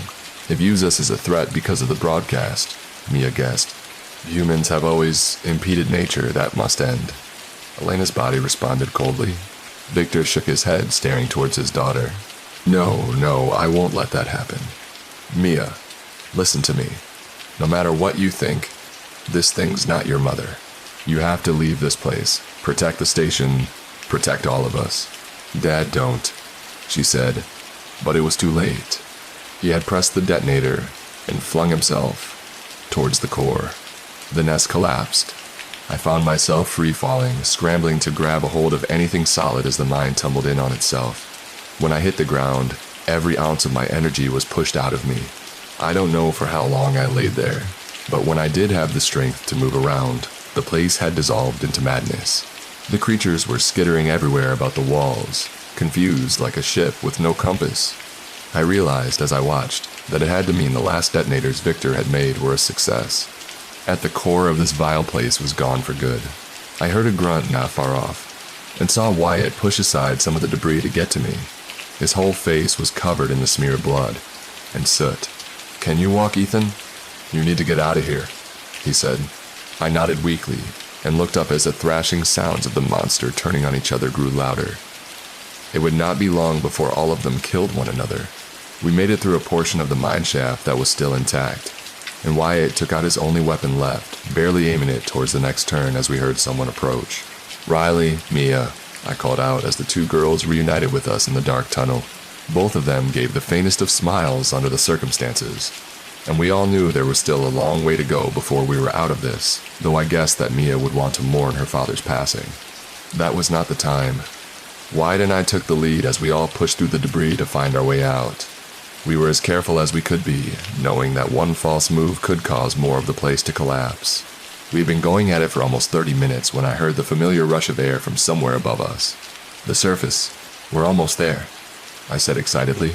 We began to climb as rain hit the edges of the opening.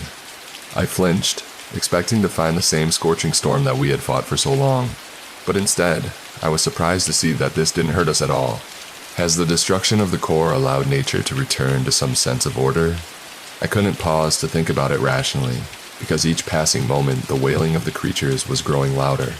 They were tearing apart anything that came in contact with them. With each notch of the ladder, the entire nest shook and collapsed more and more, widening until at last we were out. The four of us caught our breath, and there on the edge of the mine, the raging wind and storm that protected us now is nothing but a few gusts. Above us, though, lightning continued to crash and burn across the sky. A few bolts struck near the open maw of the pit that we just climbed out of, and I heard the roars of the monsters. "We need to get to the van now." Wyatt pulled Mia up, and we felt the dirt beneath us begin to shake from the blasts of plasma. This truck barely 20 feet away. The rest of the abandoned mine became a sinkhole quickly, pulling trees and other debris nearby into the abyss. I looked down at the angry creatures, their frenzy becoming more and more concentrated with each movement. They were opening their mouths wider and wider over top of each other, teeth scraping against sinew as they formed a larger unit. It reminded me of the horrific creatures that we had seen attack us at the main station, but this was 10,000 times bigger. The menagerie of flesh and teeth climbing towards us with rapid ferocity. I scrambled to my feet and ran. The wind howled as we pushed through the woods. The whole sky was growing darker as the monsters rose. It had to be the size of a building, roaring to life as it pursued us. "Do we have any explosives in the van?" I screamed. Mia nodded furiously as we ran with all of our might. Wyatt pulled out the keys and tossed them to me as we got closer. I pulled open the door and revved the engine as the creature towered over us. Wyatt grabbed one of the rifles and started the fire at its chest. Dozens of the smaller beasts fell to the ground screaming as I shifted to first gear. Riley opened up one of the floor compartments and took out the last of the C4. "Light it up," Mia told her as the massive body of flesh crashed through the trees. I swerved towards the open highway as the storm crashed against the sky louder and louder. I thought that we weren't going to make it, and when Wyatt grabbed the explosive and chunked them straight towards the maw of the hideous beast, the heavens were aflame with a shower of blood and fire. Our van shook and tumbled across the prairie, barely staying on all four wheels as the monster gave out with one final scream as they were burned and torn apart. The clouds cleared and the quiet returned to the sky. I slowed down and looked at the rearview mirror, the bodies of the monsters burning to ash on the highway as I finally caught my breath. It was over. Finally, even though we were in the clear, the drive back to Alma was laced with sadness. With the back door of the van gone, I could see Mia hanging her feet over the back bumper, watching the horizon fade away. She had lost everything, but I felt responsible for this because of the foolish plan that I had concocted. I resolved when we got back to the station that I would talk to her about it. Driving into town felt so different than it had the first time when I caught the bus. It felt like a ghost town then, and wager this drive was nothing short of complete abandonment. There were no signs of any life, even in the diner or the motel. The people that had come with the storm had rolled out just as quickly. Once back at Carla, Riley helped me unload the van, and I watched Mia tiredly climb out and announce that she was going to bed. I can't imagine what she's going through. That gave me a sigh. I can. It's the worst feeling in the world. I finished setting things away and wiping sweat from my brow, exhausted from the long run that we had returned from. It felt like the first time in ages that I had actually gotten a chance to rest. The morning came, clear skies continued over Alma, and I found Mia in the break room making coffee. I knew it was time for me to set things right. Hey. Her eyes drifted towards me, and I muttered, I was wondering really if you wanted to have a memorial service for your father. Mia nodded absently. She finished what she was doing, but then she said something that surprised me. He's not dead. Mia, he's part of the storm now. I guess part of the larger one anyway. Another cog in a greater machine, she said, and she walked towards the control room. You think the storm changed him? The right words probably assimilated. You were right, Ethan. The whole thing was always a trap. The storm wanted us to come for it. You mean took advantage of your father's greed so we could discover everything about Kella? I believe so, which means we have a lot more work ahead of us, she said. If she started to switch on the consoles and check Doppler, Wyatt was already there, having fixed some of the older breakers and muttering, and here I thought we were going to get a holiday. So it was for nothing, I lamented. Ethan, aren't you listening? My father's alive, and my mother too. I would call that discovery a win. It means these last 3 years weren't in vain, Mia said. But we don't know if we could even save them or any of the other people that have been changed by this force of nature. That's a battle we fight another day. We got time to lick our wounds and prepare. The storm's gone for now. He'll be back. Before I got a chance to ask another question, the door behind us swung open, and Riley came in holding several thick yellow envelopes. I found these near the front door. Looks like the runs keep coming, even while we were away, she commented, passing the package to Mia. What's all this? She responded by opening up one of them and tossing me a bundle of cash. Her eyes widened in surprise. Wyatt laughed. Payday called well. Or do you think we did this for nothing? The hunter asked. I looked at a bundle of bills and said, Wait, what? Where does all this come from? I don't know. Dad didn't know either. Just shows up every week. We use the funds to keep the station running and our bodies warm and well fed, Mia responded as we counted it all up. And you never see who delivers it? I mean, it's an anonymous drop, Riley said with a shrug. I guess that answers one question. Yeah, Channel 7 is full of surprises. Wyatt laughed as he yawned and added, I'm headed to the bunker to get some sleep. And as he left, I turned to Mia to comment. Seems like every time I learn something, this gives me more to ask. You get used to it, she said. Driving generators need a chance to recharge, and we're going to need to start testing different frequencies out. Might need more power, she muttered. I started to get to work. I set the money down and offered to help. I don't think we can get this all done alone, Mia admitted. Riley was watching from the steps. I could run another ad. Maybe we could scrounge up some help. I reflected on the past week or so, all the things I had seen and experienced as a matter of this crew. It's not a bad idea, Mia agreed. Okay, what do you think it should say? Neither of them seemed to know for sure, so I offered up a suggestion. Seeking help at Channel 7 for unique storm chasing. I paused and gave them both an awkward smirk. Some experience required.